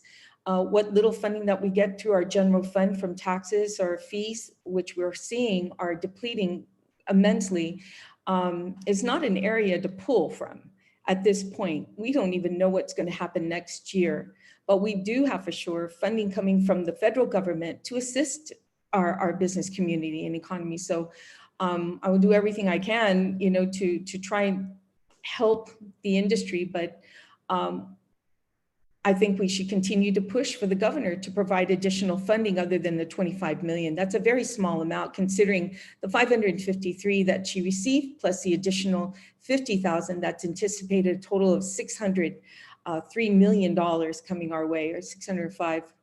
But thank you for the opportunity, and I appreciate it for everyone being here to testify today. Thank you.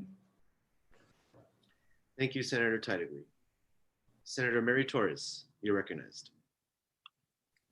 Thank you, Mr. Chairman. I appreciate all the feedback, and I just want to assure everybody that, straight out of the gate, I was very committed to this process and put my name to this bill as well as a co-sponsor.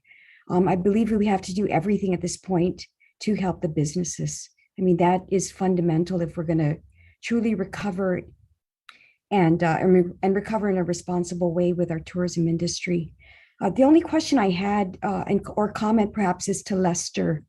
You mentioned that we need to give the governor more latitude and to ensure that there's sufficient flexibility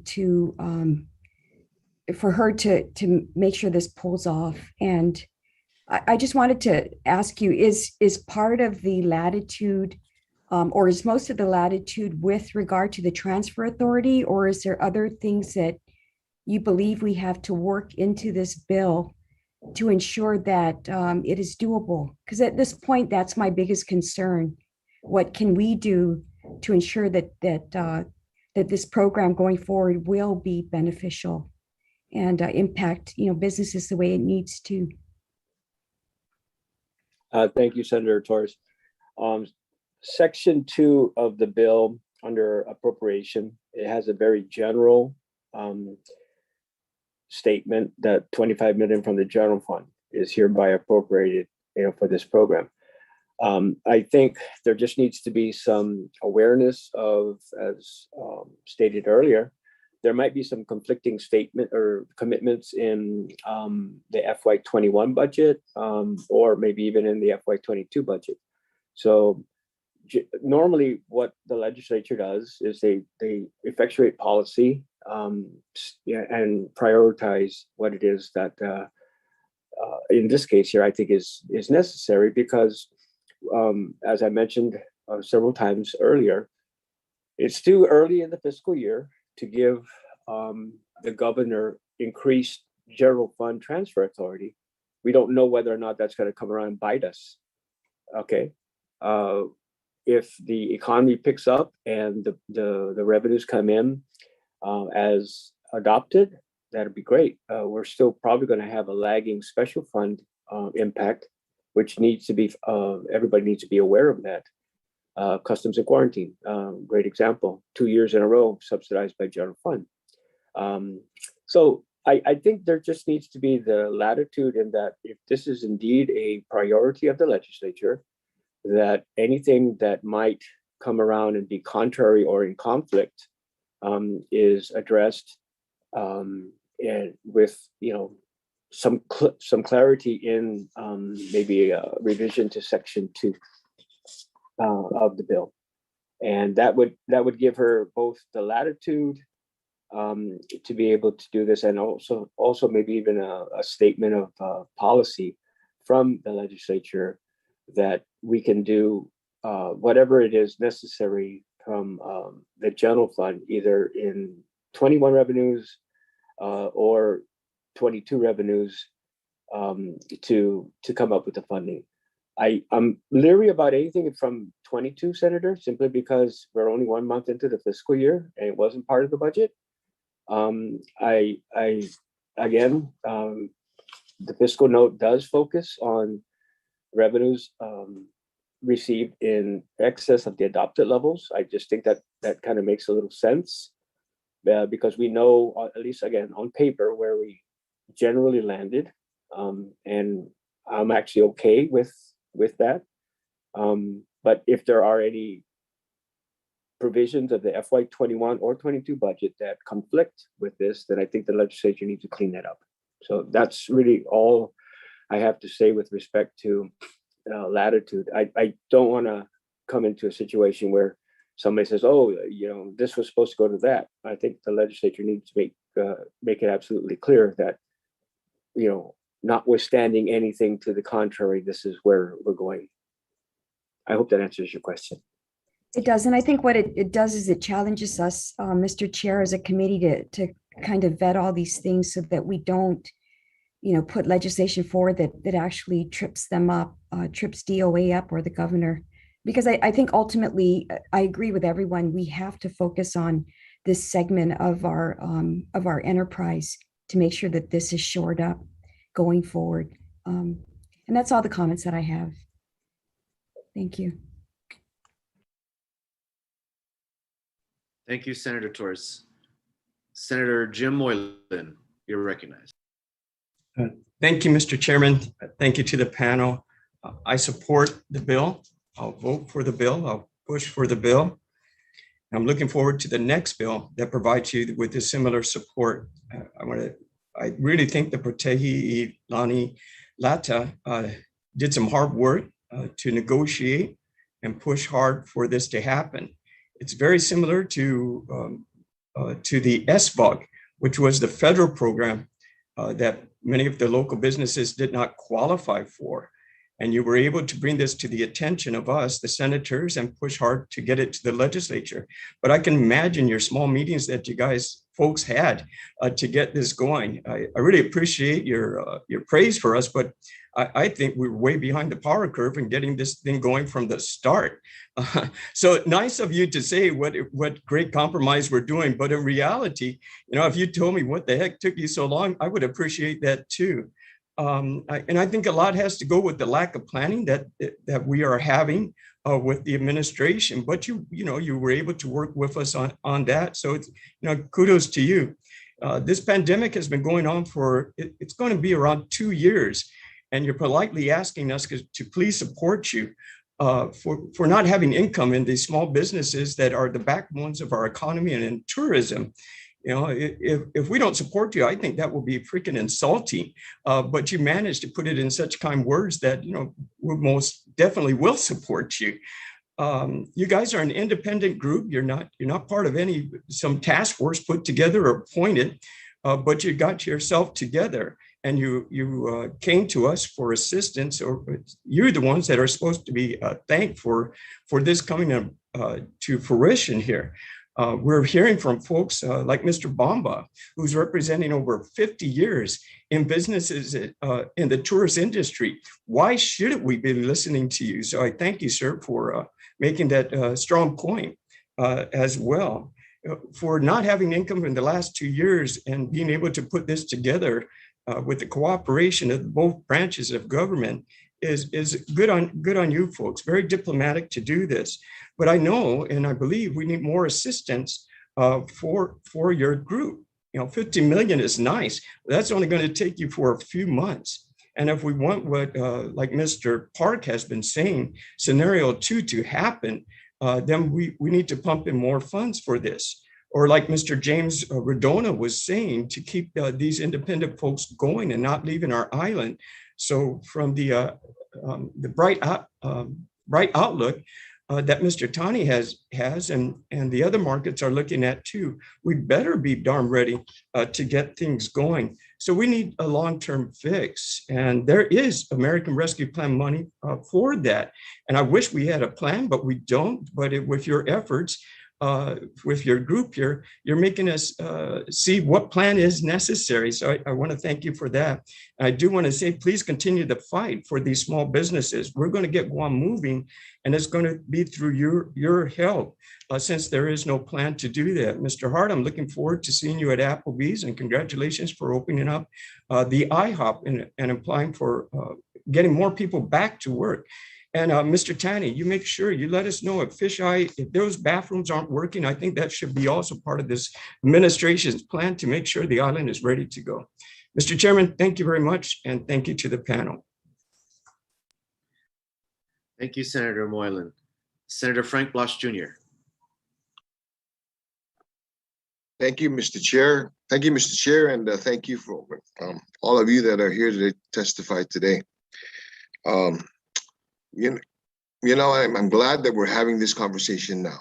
Unfortunately, I'm sad that we had to have this conversation this far in. That said, I appreciate that we're all looking at ways to be able to save, what attributes to the major bulk of our economy. And, when you're looking at the numbers and everything, granted, and I appreciate Ms. Mendiola, Mel, that you basically said, this is crucial towards what should be adequate funding. And we all recognize, what our limitations are in some respect. But, along those lines, I've had some question because I do recognize that when Protehe Ilinalata first came about in the conversations, many of the conversations were basically about needing more money, needing the money necessary to be able to thrive. And while this legislation proposes a total of about $50 million, can I ask from anybody from the group here and as far as the tourism or the businesses that are on, is that enough? Senator, if I may, first again, thank you for the opportunity. When we first approached the legislature on this matter, we wanted to be able to, we actually were asking for about $75 million. And the $50 million number came about as a compromise. One of the things we're concerned about is if it is not enough, if the slowdown in our recovery continues, we will have to come back again and take a look at what can be done. And we're hoping that this was based on our conversation with the governor as well, to give her the flexibility to allow to continue the program going forward. I have to rely on Gita's data that she has.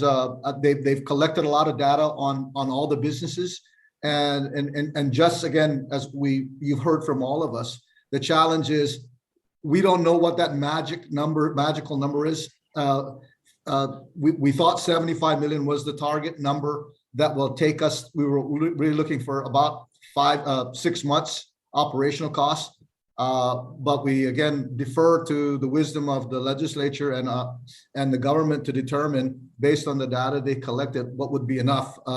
Obviously, it's a small amount, but a very large amount for all of us, because it's really about acting quickly to salvage some of the business that probably only have a month or two left before we have to make a decision whether they shutter or not. So thank you very much for the opportunity. Appreciate it. Anybody else wanted to contribute to that conversation? Yes, Senator. This is Monty Mesa. And again, when you look at the overall picture of our tourism economy, our GDP that contributes to the coffer of the government, the tourism industry represents a big chunk of that.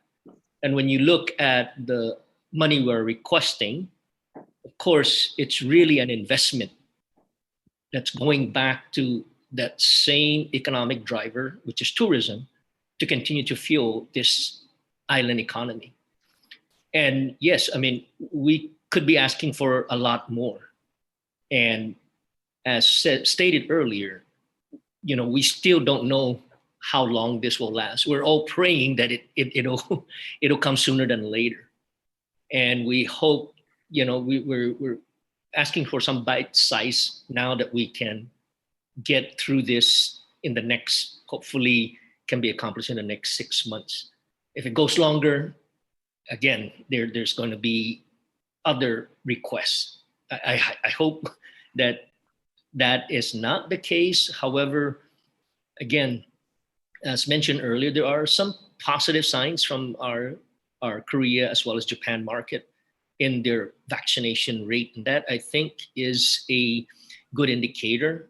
I'm hoping that, you know, we can restart our tourism industry back to this island sooner than later, because already going now on 19 months, it has been very difficult. We really appreciate the business that we're getting now from our local people. And we thank you for, you know, all the federal funds that have been provided, some of the local funds that you have also provided, and the last one with, you know, the RISE program.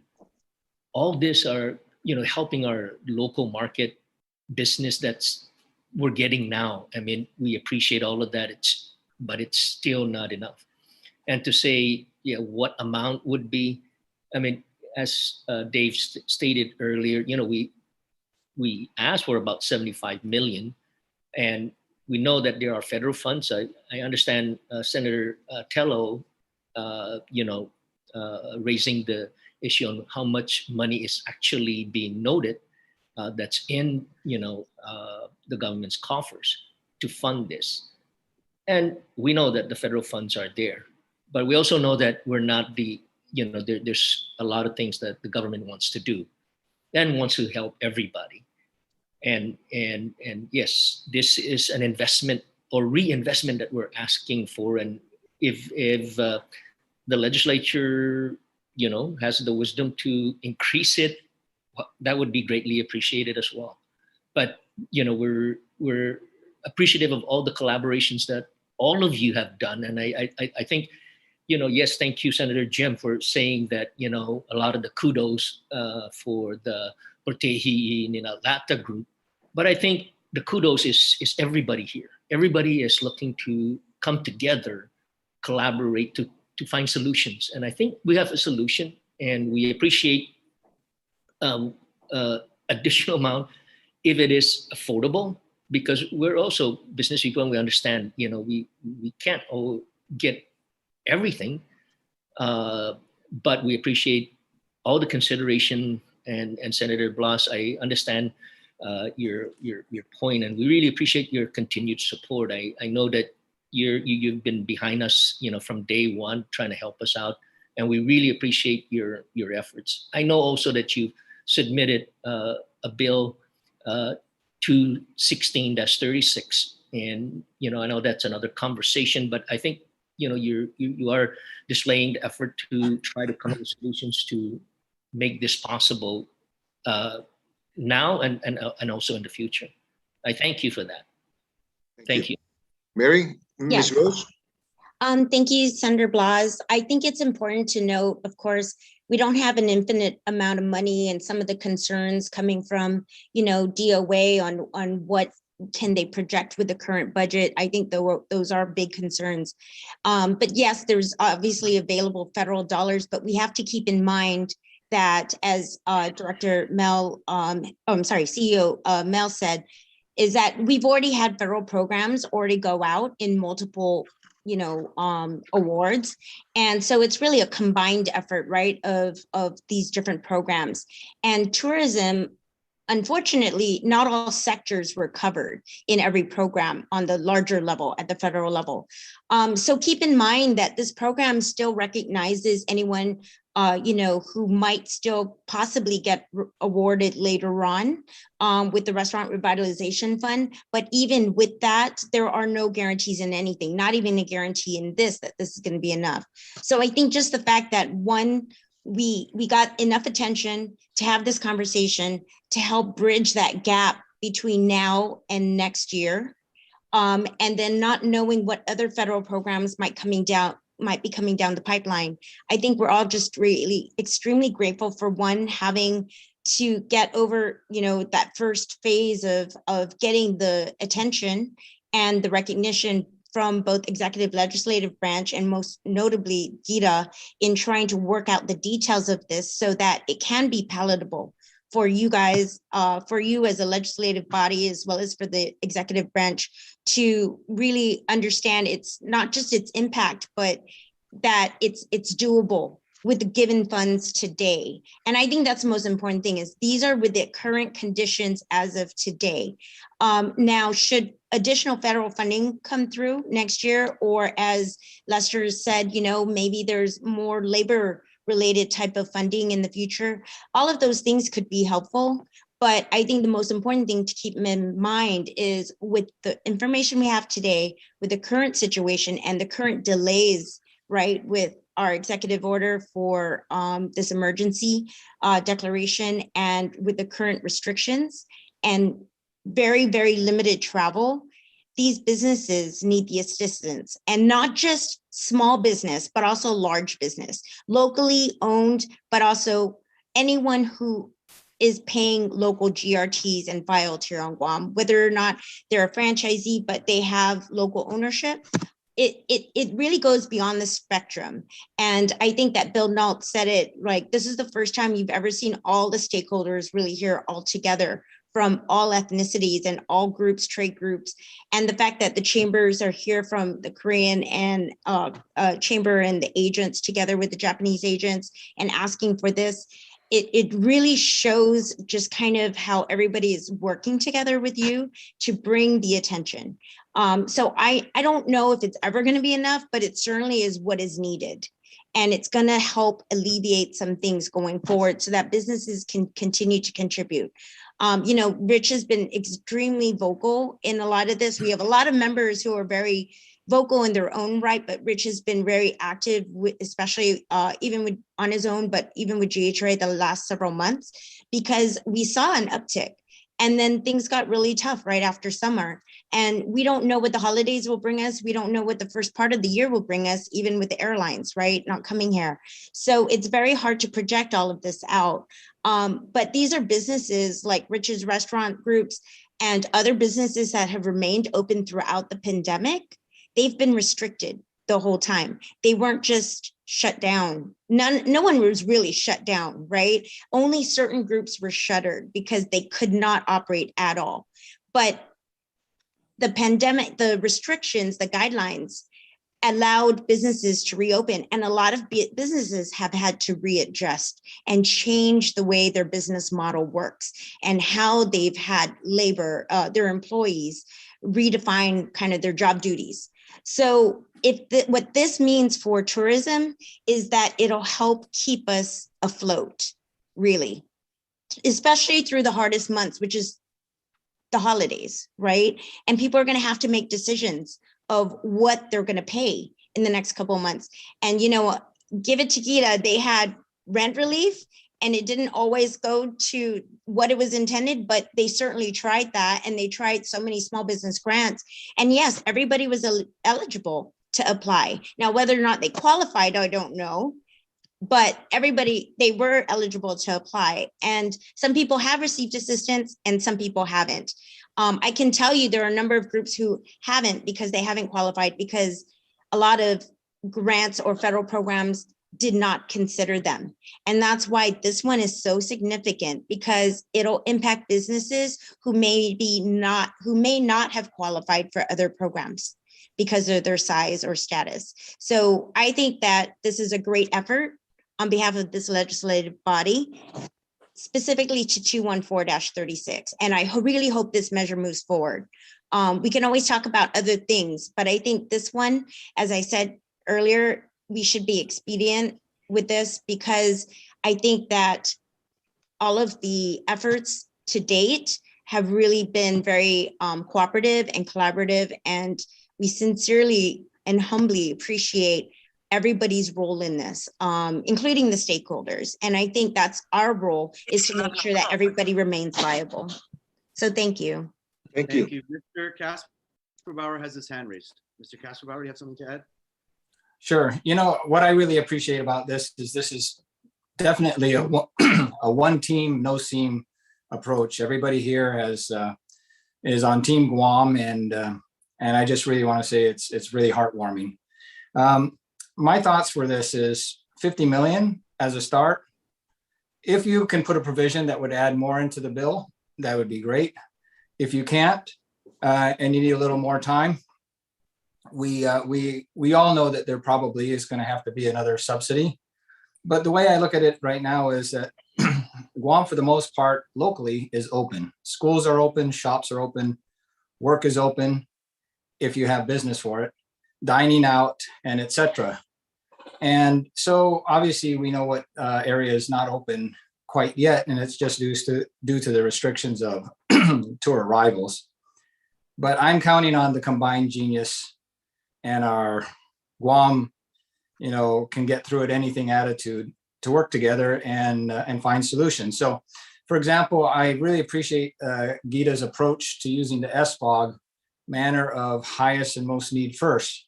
So if whatever the appropriation that comes out is going to be used to determine those with the highest need first, while that is working its way down from those who have 70% losses or 50% losses going down the line, that would probably give time to the government agencies to dig deeper and do a little more verification to basically shore up the reasoning for the next additional infusion. And so this time period that we're looking at right now, though, is most essential for those in the highest need. If you've lost 70%, I'm going to tell you there's people that lost 90% or more. They need that help a lot faster. So I really appreciate that implementation is the plan, because then while those who are just about to, decide, are they going to call it quits? Are they going to shrink down forever? Or what will they do? Will have hope. And I think that this plan of all things gives us hope. It doesn't tell us what our whole future is, because no one can do that, but it gives us hope that we can all keep trying. And so I appreciate the combined genius of the team there. I think that Gita has an enormous amount of statistics from the last programs that they've rolled out that they can help to identify in a very astute profiling manner with the business information that they have already put there. Between the legislature, if they want to improve the amount with a spending authority for the future or currently, that would be great. But I'd have to say that so far we're all grateful for where we're at, and we'll leave it up to the combined genius of the government agencies along with us to get to the next step beyond there. Thank you so much. Thank you. Okay, I one last question actually to Mr. Carlson. Lester, earlier in your testimony, you provided that, through this, you would appreciate, or the governor would appreciate a little flexibility in her management of the budgets to be able to provide this. But then you kind of rolled back a little bit on that in saying that it may be too, I guess, pretentious on our part if we had included a provision for additional transfer authority, because we didn't know, or we didn't want to get ourselves into trouble. So which one is it? Is it they appreciate more flexibility, or we got to be cautious about providing flexibility? Thank you, Senator. Right now, she's got $30 million of transfer authority because of the reduction in the FY22. So even that, I mean, that's there. That's one thing. But the general fund is fully allocated. So where's she going to transfer from? So again, give her the flexibility to be able to use general fund revenues regardless of the color of the water that went into the pot. Understood. And we'll be okay. And we'll be Understood. okay. So I mean, then you would not appreciate an increase in the transfer authority to provide that flexibility?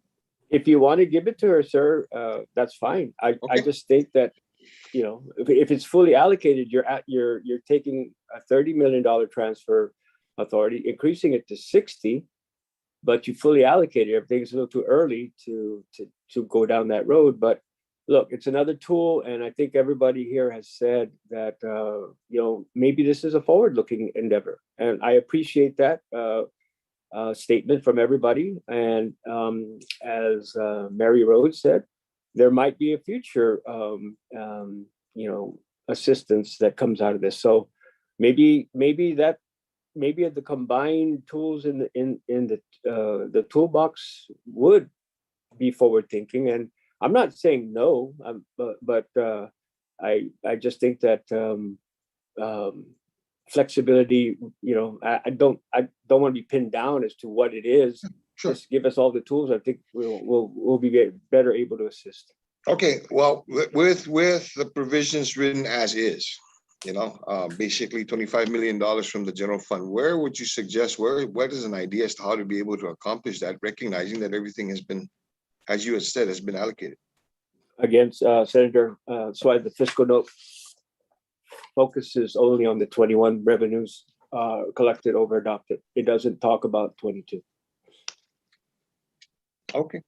And again, I'm just looking at all different ways to be able to provide, you know, whether it be 15 million, whether it be 75, or, you know, at one time, Mary Rose and I had a conversation. She wanted $100 million. Okay, so at the end of the day, it's how do we save an industry that provides 60% of our revenues? So, you know, you know, you know, I for one am going to advocate while I recognize $50 million is a great start. You know, I hope the flexibility of being able to move upward on that is included, not just in this legislation or maybe a future legislation, hint, hint, okay? So, there you go, sir. Appreciate it. Thank you very much, Mr. Chair. Thank you, Senator Bloss. Speaker Therese Terlaje. Thank you, Mr. Chair, and thank you to all of those who took their time to testify today. Very helpful in the information you've provided, and I want to thank GITA for its plans so far. I'm looking forward to additional details of how you intend to allocate this money. I certainly understand the intent of the legislation and that certain businesses and specifically their employees have been negatively impacted by the pandemic and the mandates over the last year and a half during the public health emergency. It's important that we use our resources wisely and make decisions that will benefit our most vulnerable populations. Over the last year and a half, the federal government and local government have allocated close to $500 million towards the direct aid to businesses on Guam. In PPP, the Payroll Protection Program, there was $300 million allocated for Guam businesses. 444 Guam businesses received grants over $150,000. On average, the 444 businesses received $444,000 in forgivable loans. About 3,160 Guam businesses received grants or loans less than $150,000. Of these 3,160 Guam businesses, on average, they received $31,000. Overall, that amounts to $192 million in forgivable loans in 2020 for Guam businesses and $106.5 million in forgivable loans in 2021 for businesses. The SBA has published the complete list of businesses who received PPP, and I note that some who received over $1 million, for example, in 2020 PPP, are also on this list to receive local funds as well, or under this program. The EDIL program, Economic Injury Disaster Loan, $78.4 million was allocated for Guam businesses. 1,322 eligible businesses and organizations in Guam were approved for direct loans as well as forgivable advances for a total amount of $78.4 million. The average amount per business was about $59,000. GIDA's local grant program, $36.7 million in CARES and ARP funds were given. GIDA used CARES funding for the 2020 Pandemic Assistance Grant Program, 16.7 granted to 2,313 businesses. In 2021, GIDA is using $20 million in ARP funding. As of October 20, 2021, 1,121 businesses were approved for grants, which amounts to $12.36 million so far. About 1,700 businesses have applied as of 10/21/21, as the director stated. Additionally, GIDA expects to receive up to $56 million in additional federal funding for state small business credit initiative programs on Guam, which will provide venture capital to small businesses. And now through this executive order, $25 million for GIDA's LEAP program from ARP funds, possibly another $25 million from local funds according to this bill. And if we add all of these federal and local grant programs for businesses, not including the $25 million from Bill 214, Guam businesses will have received $494,600,000 in grants and forgivable loans during the last year and a half. The legislature also passed 2 laws over the last 18 months that exempts certain small businesses from paying the full business privilege tax. Public Law 35-90 was signed into law June 26, 2020, allows businesses with gross annual incomes between $50,000 and $500,000 to pay GRT at 3% for the first $250,000 in revenue. Public Law 36-27 made the tax exemption permanent for small business and made it retroactive starting January 1, 2020. The exemption can be utilized by approximately 90% of businesses on Guam. I have, we received the fiscal note during this public hearing, so I'm very grateful to have that in front of us. And it just brings to light that, the fiscal note from BBMR does not talk about a funding source that the bill says the money will come out of the general fund, but the fiscal note, highlights that it does not, or it's not intended to come out of FY22 general fund revenues. Those, according to this fiscal note, it doesn't discuss those. So I'm thinking we can conclude those are not available, or based on what we've allocated in the FY22 budget, there is no leeway there to allocate 20 million or any amounts out of the 2022 revenues that are being projected. So we're looking at FY21 revenues. And so according to their fiscal note, FY21 revenues, they are suggesting that only 19.8 million is left or may be available. If they take care of deficit, 1 point some million, if they take care of the 20 million for refunds that we amended the budget law to do, and if they take care of the deficits in the special funds with general fund revenues. So 19.8 million that they talked about, that's without allocating anything for war claims. As you know, the estimates that we had received earlier for war claims, that's about 10 million. And that would leave only about 9.8 million in FY21 revenues possibly available, not including the rainy day fund or any other potential allocation. And I don't necessarily agree with the notwithstanding language in this bill because we have agencies right now that are funded in FY22 significantly below their needs. And I just think all of those things should be accounted for. But I have, and so that brings me to my next point and concern is that I fully support funding this program through ARP funds. I think that's an excellent example of, direct assistance to businesses. I'm glad GIDA is looking at need. And I think that is where the governor has the most flexibility, as opposed to flexibility in general fund revenues when we have agencies operating in the millions of dollars below their need level.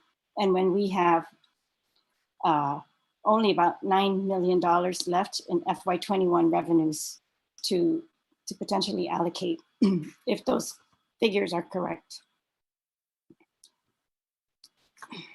We have, as you know, we've yet to see a full ARP plan. And so while I very much recognize the advocacy of you businesses that are here today, those who submitted written testimony, those who signed in support of this bill. There's a list of that we received in our offices about, let me just see, 159 businesses, companies that are listed under the Proteji y Lenata list.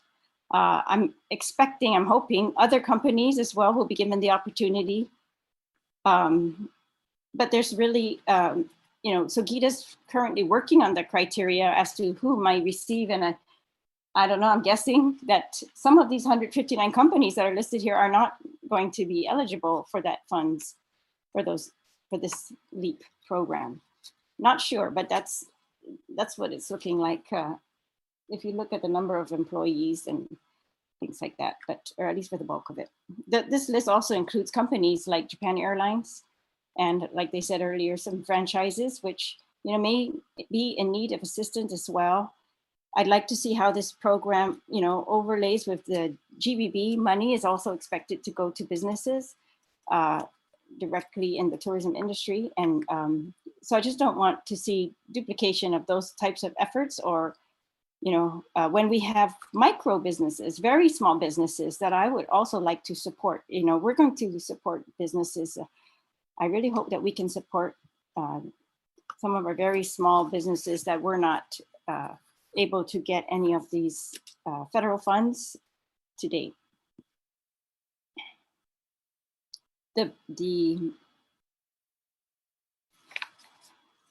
I'm also, the executive order, as Mr. Carlson pointed out, the executive order was very clear that it was going to prioritize these LEAP funds for hiring, right, or payroll, and also with a forgivable program. And so we hear Gita talking about also a forgivable loan program for hiring, but also basing it on percentage of loss. And I would like to ensure, I hope that we can see the final program mandates before we pass any additional funds towards the LEAP program, so that we can ensure that it is really going to go towards hiring above anything else, or keeping payroll, keeping those employees employed. And that's because of my last concern, and that is, if we put general fund revenues towards this and not use ARP funds, then we are taking money away from the only funding source that we may have available to us left for direct assistance to individuals, right? And so if we, assist businesses, which we need to do, but I'm suggesting we use ARP funds for that, and that, we see where the gaps are for individuals, because this general fund revenues, these are the only funds that we have left to address needs for individuals. So I support the governor. I would hope that the businesses here today, those who've signed this list as supporting of this LEAP program, that you will also advocate that the governor allocate additional ARP funds. We have not seen the list of where all the ARP funds will go. So our calculations, tell us that there is still ARP funds available. It looks like out of 553 million that was given to the government of Guam, there's about $133 million left that's not been dedicated, or we have not seen plans for that remaining amount. And we continue to have these critical agencies that have been promised ARP funds. We know that. So I'd just like to see that, what can be cleared with these ARP funds. And if this program can be cleared with ARP funds, I'd like to see that. And then, Mr. Carlson mentioned that there's also a portion of ARP funds that is available for those frontline employees. That was one of the criteria that when the funds are made available to us. And that's not been discussed in length at all. And so I'm just saying, we have other needs that we have to balance. I think they should all be on the table at the same time so that we can balance this assistance to businesses that is necessary through and use either ARP funds that allows the governor maximum flexibility so that we can use general funds for those areas where ARP funds are not allowed to be used. I still think we might have those types of needs right now. Finally, I just want to note that while Gita's given us an idea of how they're going to run the program, I'd like to see additional details. Normally the legislature, approves a program that Gita's going to run when we're going to use local funds. And in this case, we're just saying you run the program and all the details will be left to you. And I just think that we should know, and the businesses who've signed up here, they should all know exactly how that's going to run so that they can feel, that they all have a fair shot, or that at least they agree with the criteria that's going to be used. And so again, we suggested in our ARP plan that we submitted to the governor that a lot of this money, or some money, be allocated towards workforce enhancement programs so that we can retrain employees and put them into where we continue to have critical needs, critical gaps in, for example, nursing. And so I still think those are also legitimate interests of the legislature, legitimate needs of Guam, and so we need to balance all of these things. And so I would just like to see a full accounting of ARP funds and general fund excesses, if there are such things, and so that we can be confident that when we fund, one program, we are not taking away from the other. And so I'm just sharing with you my concerns. Again, I very much support that businesses in these industries most impacted, need our help. I hope that this type of help really will take you over for the 1 to 2 years that is estimated for tourism to be, open fully. But, if not, at least, that it takes you long, it will carry you over long enough to make a significant impact, because it is taking money away from, for example, growing the pool of nurses that we have here on Guam. And so I just think if I had my way, I would put all of them on the table at the same time, show the allocation of all of the ARP funds, and show why we cannot put more money from ARP towards this LEAP program right now. And it would be done in a day, not have to wait any additional time. Thank you. Thank you, Mr. Chair. Thank you again to all of you businesses testifying here today and the agencies. Thank you, Speaker Terlaje. Senator Perez. Thank you, Mr. Chair, and good morning to everyone here, and thank you for being here to provide testimony. So I am a co-sponsor of this bill, and something that I would really like to look to maybe Gita is to think about, I know the intent of the executive order was to help keep businesses afloat, but I'm also thinking too that maybe we can leverage this money to help build a more resilient industry in tourism. I'm hearing some testimony being provided here today that many of these companies are losing staff. They're moving to the States. And, is there a possibility to use this funding for training purposes to ensure that the capacity is there? So one thing that I'm thinking about when I hear a lot of the testimony here today is, I kind of have an analogy with the farming industry. We were very close to losing farming here on Guam when, a big part of, their clients were in tourism. And so the farmers almost stopped growing, right? And, luckily there were some people that stepped in, that to help ensure that farming continued despite a huge decline in purchases from the hotels and those in tourism. And so, I'm thinking about the industry as a whole. Definitely we don't want to see that happen with our tourism industry, especially, when we don't know necessarily when tourism is going to bounce back, right? I myself am very reluctant to go, vacationing because of the pandemic, and I'm sure many people worldwide are experiencing that same thing. And so a lot of the tourism has focused inward towards the countries. So like Japan and Korea, we saw articles in the paper recently that a lot of them are turning towards internal tourism, right? Staycations and such. And so, it's very important to me, to see how we can recover our economy. Tourism has been the mainstay of our economy for so long.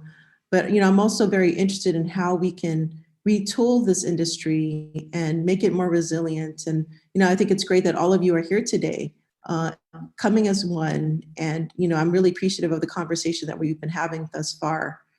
And so like, Mr. Mesa said, this is an investment, right? This is an investment into the industry. And maybe perhaps if I can get some ideas, yes, we want, this is a critical time. Christmas is considered the time where most businesses receive a big part of their revenues and income. And so I could see this as being very timely. But maybe if I can have some thoughts about, what do we need to keep the infrastructure in place, as well as, maybe we can leverage this money to help, make it more resilient. So this question can go to anybody on the panel, and maybe to Gita, maybe if I can ask Administrator Melanie if she has any thoughts. And I understand the program is already designed to address those that have the greatest impact. But I also see this as an opportunity, right? An opportunity to help retool the industry in addition to keeping the infrastructure in place. Day, Senator, and thank you for that question and very keen observations. One thing I do want to point out is that the construction of the program was informed by the participation of the stakeholders. Gita is provided with a budget. We kind of throw some ideas out there. We received approximately 39 people in attendance to our over 3 stakeholder meetings, giving us feedback about various aspects of the program. And so based on that, they shared with us what their need was, and we responded. I think to look forward to developing workforce resiliency is admirable, generally addressed over a longer period of time. Whereas the sense of urgency that the groups came, not just the Linalata group, but also the small tour operators, small tour guides, as well as the restaurant industry who were affected by the vaccination mandates. They were talking to us about paying their bills, but more than that, I think that one thing that has been recurring throughout this hearing has been this idea of helping business versus helping people, and helping business versus helping the people of Guam. Helping these businesses is helping the people of Guam. It's called the Local Employers Assistance Program because it's about these businesses passing through 60% of this money, at least 60%, to their employees. The very first testimony we heard from today from Mr. John Ray Uggan discussed 30 hours a week over every 2 weeks, working only 30 hours, 15 hours a week. How is anyone supposed to pay their mortgage? How is anyone supposed to pay their power? And how there's been combinations of aid coming out via Quest cards, via RISE Act, and all those sorts of individual. But to be able to provide people their livelihood through their jobs is really important. So I don't think we should differentiate that we're providing aid to businesses. The mechanism, the instrument to getting help out to the people is businesses, in the same way that the instrument of getting help out to the people of Guam sometimes has DOA through like the RISE Act. But the instrument of getting help out to people is the businesses, and that's the crux of this legislation.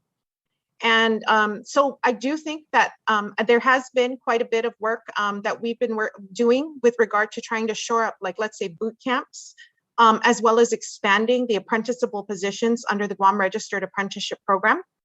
I don't know how much of the tourism sectors, tourism industry have utilized the Guam Registered Apprenticeship Program. So I think expanding partnerships, all of that concurrent with what we're doing. But I do think that this, to some extent, is very much emergency assistance. And so I would definitely incorporate it into the lens of long-term planning. But specific to this, we were responding, Gita was responding to the stakeholders and what they were sharing with us, what they'd like to see. And we worked within a budget provided to us by the governor.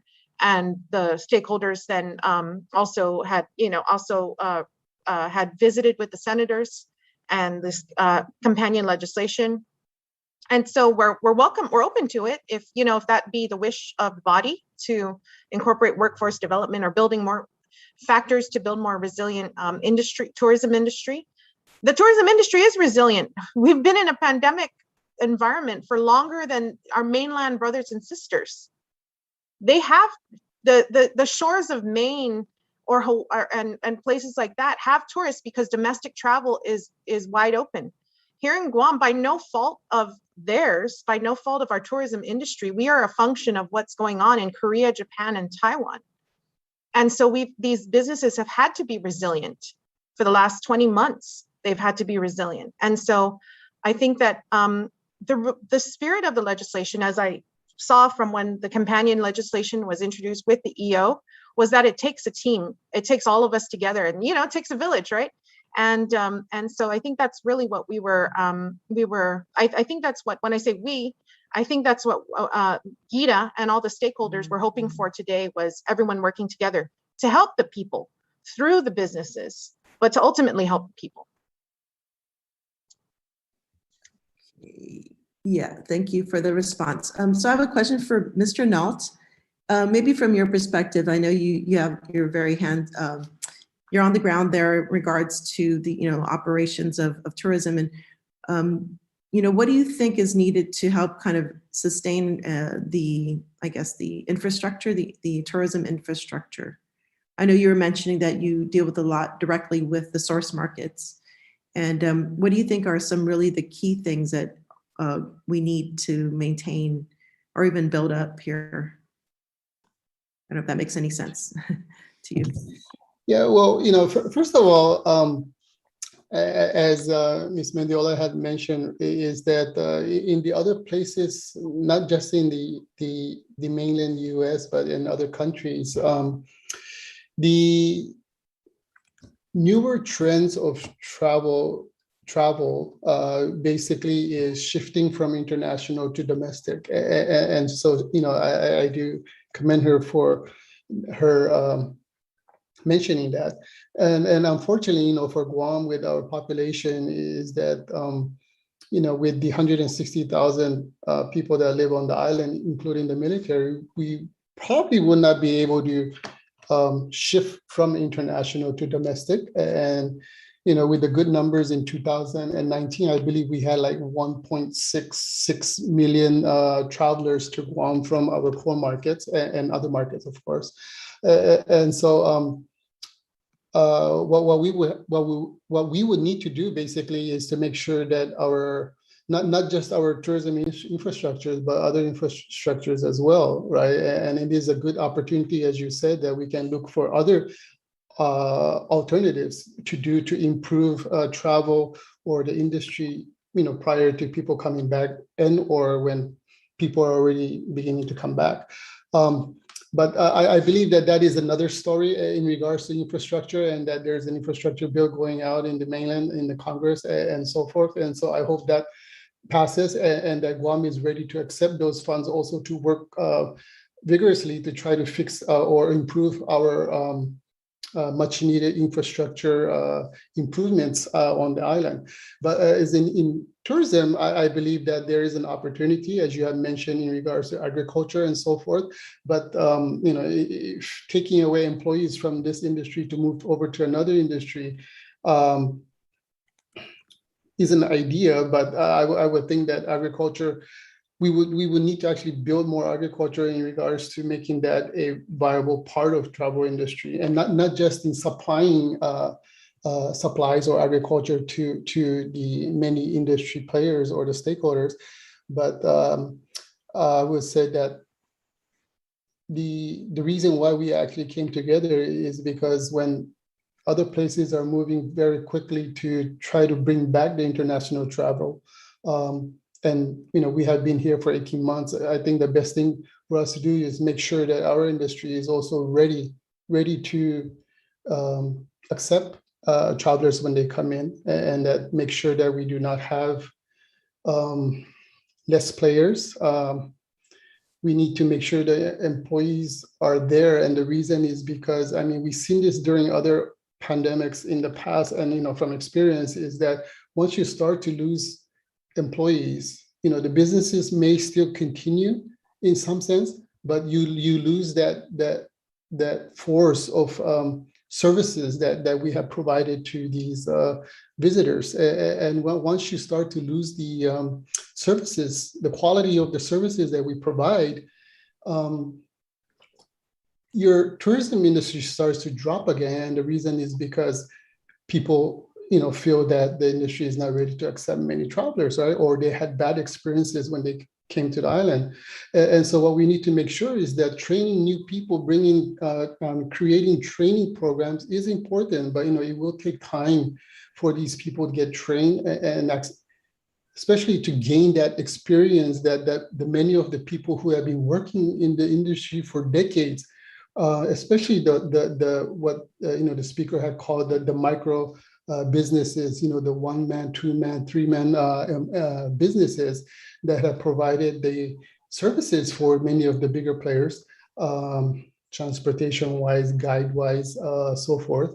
The sales clerks, you know, they have worked so long that they can actually communicate with our visitors speaking in different languages. You know, many had spoken Japanese languages in the past, and when the Korean travelers had increased, many had learned how to speak these languages just so that they can provide the better services to their guests.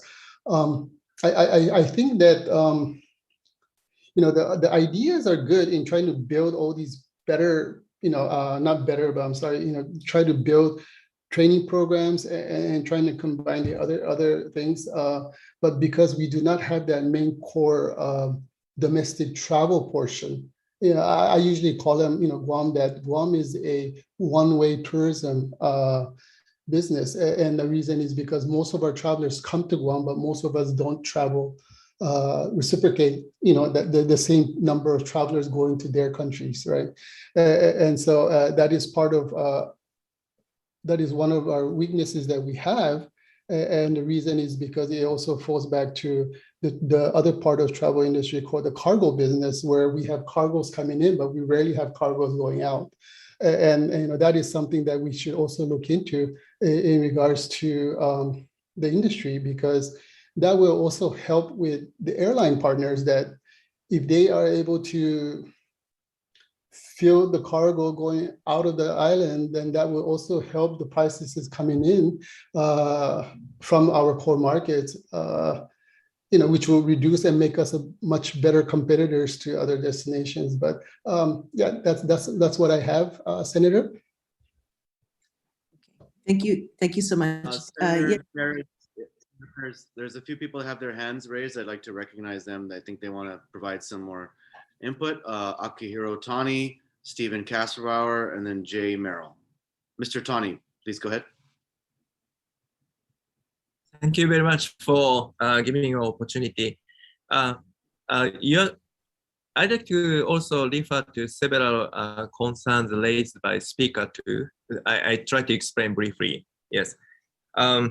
So first thing, so I want to explain from our company situation. I'm in charge of 5 different businesses. One of the business which conduct show businesses, we are so lucky we receive the SVOG grant. So for that component, one of the businesses, so my headache is reduced. However, another 4 businesses, so I'd like to explain one of the business as an example. We do have the small restaurant, Japanese restaurant in Tumon area. So that's one of the company.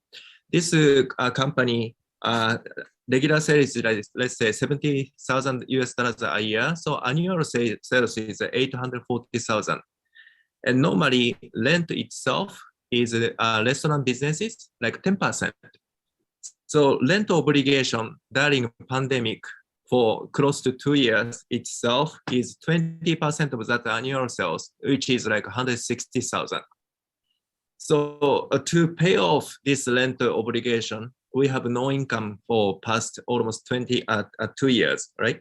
And this company gradually received GIDA rent assistance grant. We received 26,000, but it's only a little bit. So our rent obligation is still there. PPP, we received PPP twice for this restaurant. First year, when we received PPP, the PPP regulation is saying like this: oh, company can receive 2.5 months payroll worth money. We have to pay over 8 weeks. But this restaurant was closed during pandemic, and we have no way to hire operate our business because it was totally closed. But considering that the purpose of federal program, we pay all of money we receive under PPP through paycheck. Even our staff didn't work at all. And I didn't receive any my compensation because this company, this small restaurant didn't have any income. So what I'm trying to say is federal grant and also local government support, help. We are very, very grateful. Without those support, maybe majority of businesses attending today's hearing, we already disappeared. But however, the federal amount and then also the local grant is not enough to survive for any businesses close to 2 years. It's impossible. It's totally impossible. What the majority of business owners did is we try anything what we can do. So we try to sell unnecessary company property, or if we do have company housing, we sell it on the list, and we raise any fund to reach to up to this point. So that's the reason why we joined to this volunteer group, the solicitation. And then I'd like to also mention that speaker pointed out there are several big, larger corporation, tourism corporation on our list supporting this program. For example, like hotels. There is a hotel company owning 5 or 6 hotels. They signed it. They are not eligible. The reason why they support it is this professional knows what drives tourism. Tourists coming to Guam to have their having quality time with family. They wanna go to beach. They wanna go to jet ski. They wanna go to parasailing. They wanna ride on Carabao. Those are memories tourists is looking for. Currently, those small businesses really on the edge of cliff. We don't have much time to wait for another 3 or 4 months to wait for the help. And if we don't have enough help now, like immediate help, maybe those businesses go out. And what's going to happen is that 60% of tourism, 60% of Guam private sector used to be a big part of Guam economy. This economy itself going to collapse. We are not talking, I don't know anything about the budget allocation. I'm not no knowledge about it, but we are discussing this 60% of ecosystem. Do we want to keep it for year 2023, year 2024, or 5 years from now? Do we want to keep it? If we need to keep it, this is the time. If we don't, unless we don't need it, if Guam locate another alternate large enough income source, large enough industry to hire local people, and then maybe we don't need.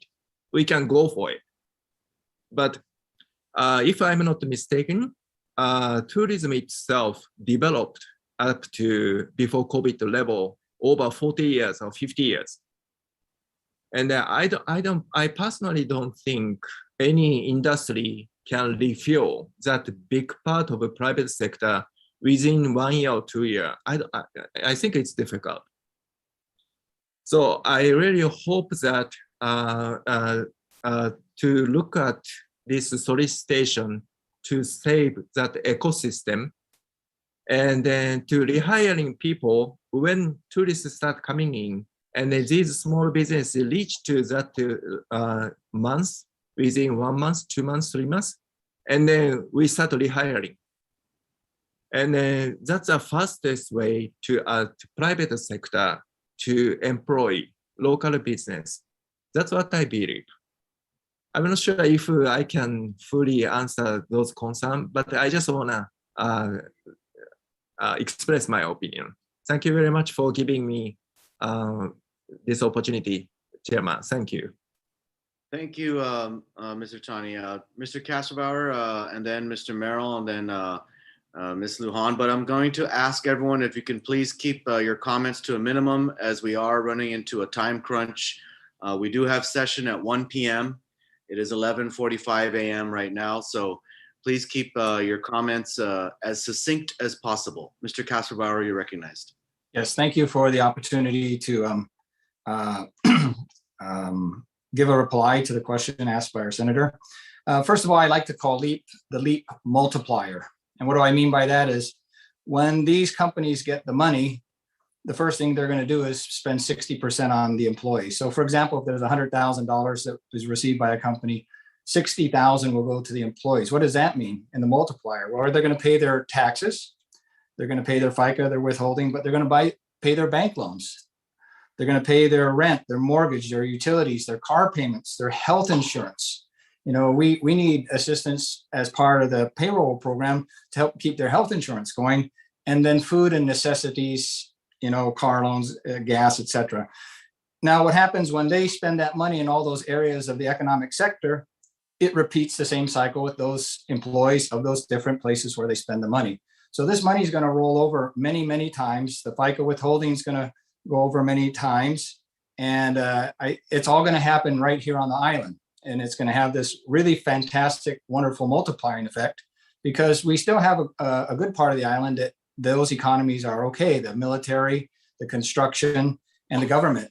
So by infusing this, it doesn't, obviously the 40% is not going to stay for more than a few days in the company as it rolls out. And when we look at this, you know, the tourism attractions collateral is only valuable as long as there's tourism here. So from the economic standpoint of running a business in tourism, most all of these companies that we have run on rolling loans because of the different cycles of tourism, such as you could have a North Korea crisis, or you could have a crisis like this. And what's going to happen is banks may be scared to loan into the largest industry on this island. And as that happens and confidence erodes, we'll either have shrunk down or closed.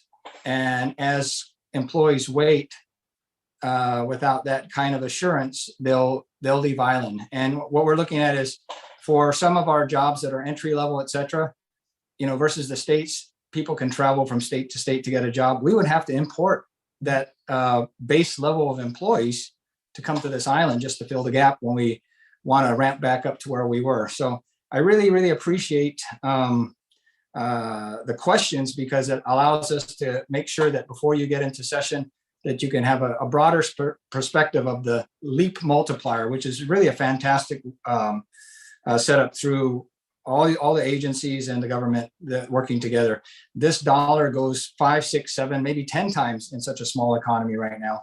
And it's going to really keep people in a situation where their loans are up to speed, their mortgages, their car payments, whatever else, and their family needs. So thank you very much. All right, thank you so much for all the responses. And yes, that basically what I was trying to get at is the infrastructure of tourism, how it also is very similar to something that almost fell apart. And I, wanted to definitely want to support the industry to make sure that we're ready for when the tourists come back. And we want to be ready. So yeah, thank you for all your responses.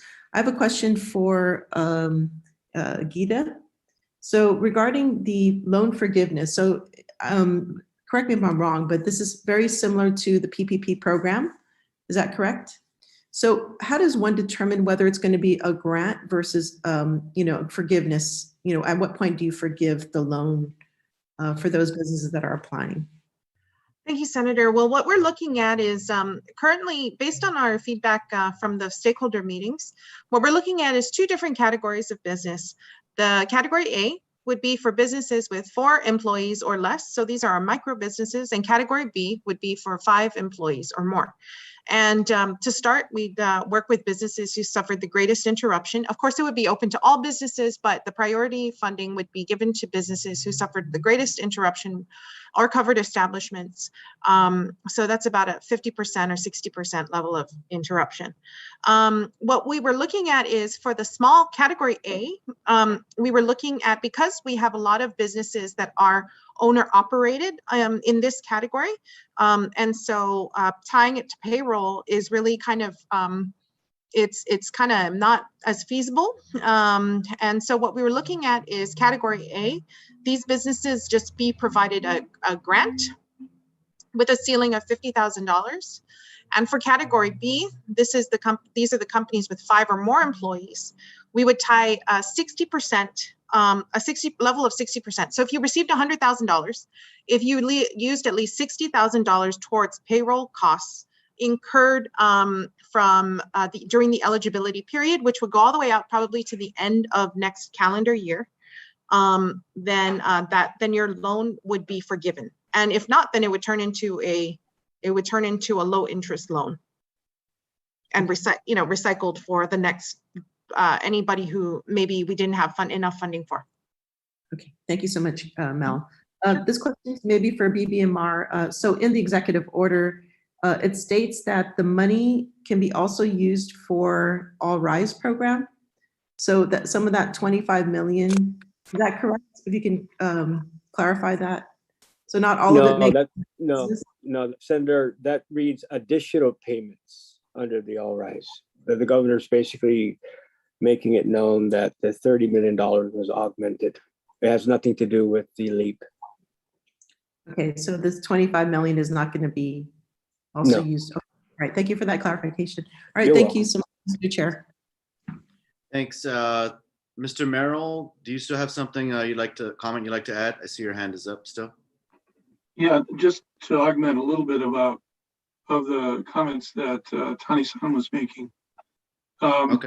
Resiliency implies both the ability to bounce back and then a sense of toughness to try and prevent the same types of problems in the future.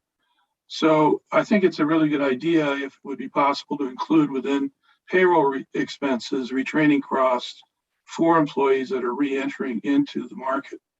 And then in addition, an allowable costs for grants that would go to helping small businesses improve their ability to market in the new environment that they will be entering into as the role of travel agencies are changing and the proliferation of online sales is occurring. Many small businesses need additional training in terms of how they're going to be able to compete in this ever increasing digital marketing sphere. And then in terms of the ability to prevent this from occurring again, it's important to understand that we need to regenerate the funds that have been allocated to survival that were to go into capital improvements. And so that we can maintain the competitiveness of the destination and many of those potential investment funds have been taken up with paying for rents and for other ongoing expenses during the last 2 years. And to allow those kinds of reinvestment funds to be used as excusable also, I think, would be a good way to meet the senators improving resiliency. Thank you. Thank you, Mr. Merrill. Ms. Lujan, did you still have something to add? Thank you, Acting Chairman. I just wanted to speak to some of the speakers' concerns as shared earlier. As some of my colleagues here with Prote have already somewhat spoken into. First, I want to say, I would really like to say how grateful I am professionally that this kind of dialogue is actually happening. It's probably, it was initiated in maybe over the last 6 months on a more aggressive nature, because no one really predicted the depth and the magnitude that the pandemic is having on our economy and all of the businesses and the community involved. Secondly, I very much appreciate her open and frank sharing of her, talking about Speaker Terlaje, her concerns for all of the community needs that prevail in this pandemic, underfunded agencies, the need to retool, to engage in new employee retraining efforts, particularly in the nursing field, as she mentioned, areas where obviously there are voids in our community that need to be met. I was very impressed by the speaker's discussion on the various programs where assistance services have been extended in the community, and to wit, that particular list that she mentioned relating to businesses on island. Let me say this from my heart. I feel like this is an opportunity for both the public and the private sector, an unprecedented opportunity for both of us to share expertise from both ends and to learn from one another. And so my humble request here is if the speaker would on the one hand, would be open to sharing that composite list of assistance that have been, expended over the last 2 years regarding businesses. That would be very appreciated. Speaking from my company perspective, many of us are able to take data, given the credibility of the sources. I've spoken on a couple of occasions with Ken Lujan at U.S. Small Business Assistance, and while we've had some informal dialogue concerning the federal programs and the assistance lent to companies on island, I believe the speaker's references to those specific assistance programs and the amounts lent, they seem to me anyhow to be very comprehensive. And just speaking as a planner, right, I would very much appreciate, for purposes of business planning going forward and business related forecasts that my company normally engage in. That's the first point. The second point is, while I recognize the depth and the large sums referenced by the speaker and the opportunity to learn, listening to her testimony and her concerns about both, all of the segments and the social concerns in the community, both the private sector and those of the public sector. I also feel that coming from the public sector side, there are opportunities for government officials, all of those engaged in this conversation this morning, to also learn from the private sector. And let me say why, all right. Previously, Guam had been so able to come back after all the combination of the various calamities that we have embraced in the last 50 years. I mentioned earlier, SARS, wars, right? The invasion of Iraq, national security threats, typhoons, calamities, and that sort of thing. What we in Protehe have made time to share in our dialogue with the government, the legislature, different components of the community in discussions about the help needed for small business, really is about the unique characteristic that the pandemic has caused and its unique effect on companies, small businesses, the micro businesses that are involved in the private sector. We are really at the heart of this matter. We are really talking about business operating expenses at a time when there's no revenue for some, or there's substantially reduced revenue. This is unique with the pandemic. And while I appreciated the list and the horrendous sums or the millions of dollars that she referenced in terms of assistance that has gone out to private businesses, I say it's a chance for the first time, maybe unprecedented,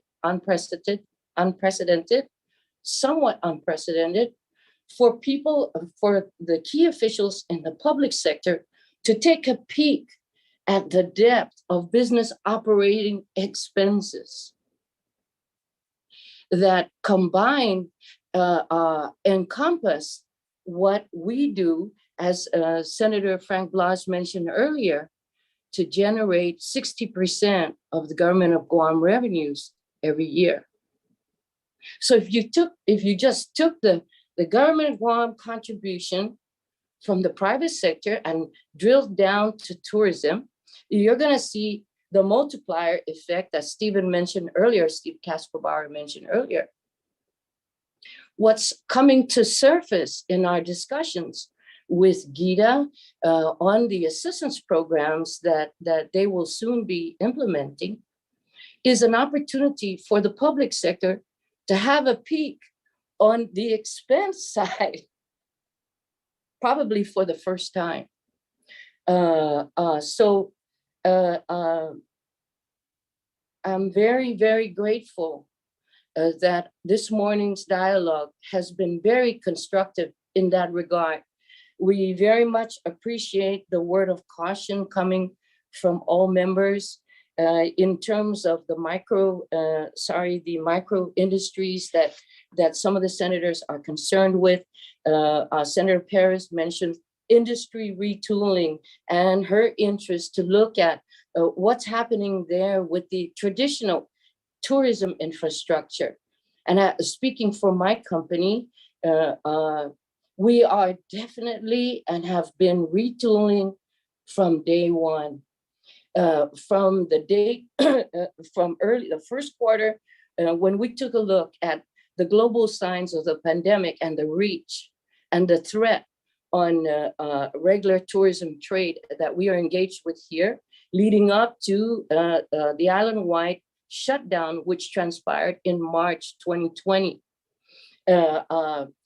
Traditional businesses, if that's the way you want to call it, or in tourism infrastructure businesses are taking and have been actively engaged in retooling. We are looking at modernizing our ability to communicate with our customers. We're looking at modernizing our capability and our capacity to improve our operating efficiencies, whether it's data management, whether it's customer service, whether it's an analysis of the demographics of the customers we serve, whether it's reducing and making our related operating expenses more efficient. In our case here at DKSH, the pandemic has caused horrendous strains on logistics and the ability, not just as some of the senators referenced earlier, to access sufficient supply lines from manufacturers that have been adversely affected by the pandemic, and therefore production have declined. But moreover, how to get those goods to Guam. So we're talking about shipping, logistics. Some of my team members here talked a lot about insurance operational costs. We've talked about rent. And every one of these areas, those of us in Protegi, we have been very actively engaged, looking in every element of those costs, those elements of business operating costs, hoping to reduce costs and improve our operating efficiencies. What's really wonderful, I think, senators, about this dialogue and what's uniquely different is that as a community, Guam has just never faced anything of the like and the depth as this pandemic. And there are so many moving, how do you say, dynamic movement of both external and internal factors that play into the pandemic and how the economy can come back. And moreover, in our respective businesses, right? One of the things that the University of Guam study noted that's referenced in section 1 of bill number 214 was not just the how do you say, the sharp decline, but also the variety and the broad depth of experiences that were experienced in the private sector as a result of the pandemic at the end of 2020. This has never been before embraced by those of us, even those of us who have been around for 50 years and come through typhoons and other calamities. This is the very, very first time that so many moving parts in the entire scenario stand to bear either direct or indirect influence on the outcome of how we as a community may stand up at the other side of this calamity. What I will say is that I assure you, we are very grateful for the help.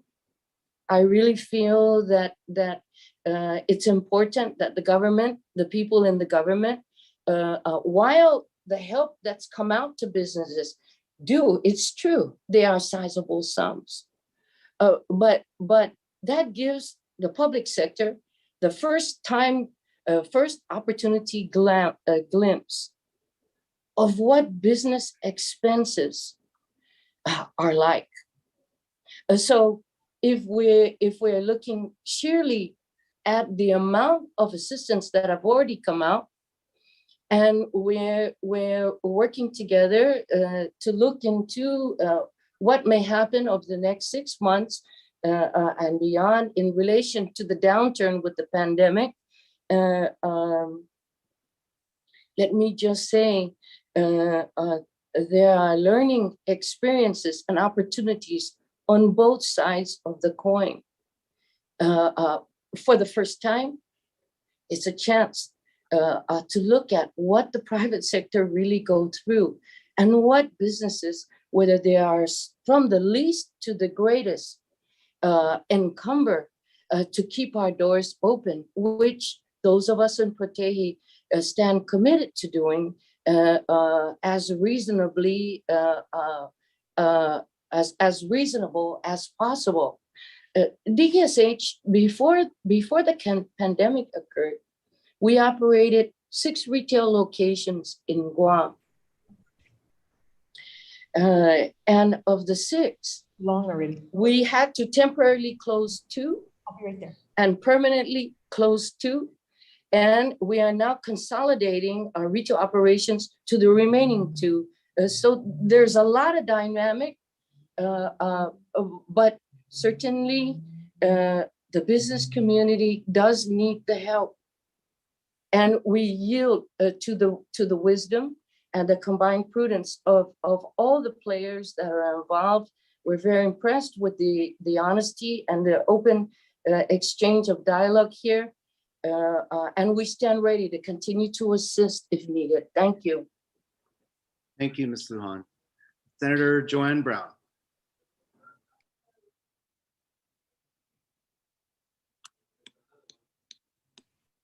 Thank you, Mr. Chairman. I know we're 3 hours into this hearing, and certainly a lot of comments have been made and a lot of testimony has been provided. I think we recognize a number of the issues that have been brought before us with regards to our private sector. And certainly, none of us imagined that we'd be at the other end of this 2 years later, and we're not even have any sense of confidence if we are at the end or if this challenge is going to continue. I mean, we were told publicly that we need to get vaccinated, that once we reach herd immunity, we will be at a level of safety in our community, and here we are. People are still getting sick, people that are vaccinated are still carriers, and we still have people dying from this pandemic. I've also mentioned time and time again that as we've been going through this process, the revenues that the government of Guam has been receiving, and certainly we see a lot of press releases going out about all this additional revenue, and then press releases also going out on how we should spend all this additional revenue, as if somehow the government of Guam is operating in isolation of the rest of the realities that are facing our people. This artificial economy that we're living in, you know, this expectation that maybe I've been around too long, but this expectation also that the general fund somehow is going to rescue all of us is also artificially propped up by the amount of federal infusion that our government has been receiving as a result of this pandemic. And that in and of itself is going to be something we're going to have to watch very closely if we're simply going to look at depending on the federal money coming in and the military investment. Certainly we recognize the critical importance that our tourism industry provides. And the scary reality that if we're not able to bridge over with the hope that things will shift in a very positive way, that we'll be able to get back to some sense of whatever we used to call normalcy, of where our industry that's highly dependent, obviously, on the very, very existence of why it's here is to be able to support visitors coming into the island. And while there is talk, hopefully, that our neighboring sources in Asia will desire to continue to travel, I hope so. But what if it extends further? So certainly from our perspective, we're all challenged. I wish I could get on and say, got you. You got my 100,000% support and it's all good. And I don't have to worry about the realities of operating the rest of the government of Guam. And not that the government of Guam in and of itself should be operating in isolation of the realities, but certainly this is a conversation I wish had come sooner in this process, and that there was more vocal engagement so that the realities of where we are, the broad perspective of where we are, could be put on the table. Because certainly I recognize and would support providing more assistance to the private sector. But I'm also trying to balance how we're going to address the issues of addressing other challenges in this government. How do we support our healthcare? How do we support our law enforcement? How do we pay our tax refunds to our people out there that are demanding and expecting that funds that they've overpaid to the government be paid? So the responsibility is great. It's a great responsibility. So I'm not going to sit here and just play the politics, say, you got me, no problem. I think that this issue needs to be debated primarily with regards to the source of the funding. I wish the administration, I wish the business community would also be more vocal. At least I have not heard it as loud as I think we all collectively need to hear it, to expect from the administration to be very public in relaying to all of us their intention of how they plan on spending the rescue funds. Because I think if we all knew, then it would give us a better idea of how those of us also in the legislature can proceed, because then we'll know what's being covered and what money is available to assist. Because the government of Guam in some critical areas will have no alternative to fund some of these critical services if federal funding does not continue. You know, this reality is very real, even for those of us that are not in the private sector. You know, I went to a restaurant that I normally go to. It was an afternoon at 11:30. There were about 5 other tables in a venue that normally at that hour would be full. Because we already recognize that with this additional requirement of, restaurants and eateries where you're going to be sitting down having your meal, that you have to be vaccinated. And I know just from hearing and seeing, it's really affected a lot of those businesses, because a lot of people are just, even if they are vaccinated, just don't like the hassle of being questioned that, are you vaccinated or not? And then to have the lead waitress, who I've known for many years, who's working there and said, I only work 2 days a week. And she goes, that's not enough to make it by. And she's living with the assistance of her sister, who's helping her get through this time. And that's a real reality. I think it's a real reality for a lot of our people out there that are not consistently receiving income, who want to work, but because of reduced hours and reduced customer base, don't have the money coming in to get by. And that's a reality for a lot of our people out there. So I recognize that, and I see it as people that I've known for many years and have had the opportunity to engage with. So I know that reality is real. But I think at the same time, collectively, we need to be demanding to know what is the accounting of our operations, of our finances in the government, and what is the intended use for the federal funds that have been provided by the federal government for the interest of our people. It's very hard for us to decide here, well, it's nice the governor is giving $25 million, and I guess we shouldn't be too upset because she's graciously giving $25 million of money that was intended for our people, specifically for needs that have been brought up by the private sector today, to assist, to bridge over, to get us through this time. If this continues, I don't doubt, Mr. Chairman, it's probably going to raise the issue as to whether or not setting aside such huge amounts. And even though we recognize a need for a hospital, is this the need? Is this the most pressing need for this money, especially if this drags out another 4 or 5 months, another year or so, or even longer, where this assistance is going to be needed? So I want to put that out for the representatives, the directors here from the administration, the key financiers that are here telling us about these issues. I wish they would also, on behalf of the governor, relay how that money is intending to be spent, because we have our challenges. I don't doubt government revenue will decline if we don't continue to see the federal assistance that we've received over the past 2 years. As the US economy continues to recover, probably we'll see less of it, because we're not getting it primarily because we're Guam. We're getting it because the federal government is providing it to the US states and territories. We're the addition to that process.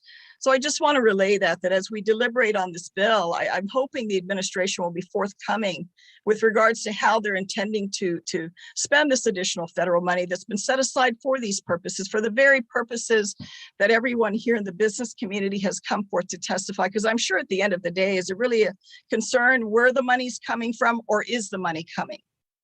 I'm sure the real concern is the money coming so that we can assist and survive? Really, it comes down to survival, because we need to be concerned about our tourism industry because of the infrastructure is not there. And it does take time to build that. Goodness, we've been dealing with this, a 50-year buildup of our tourism sector.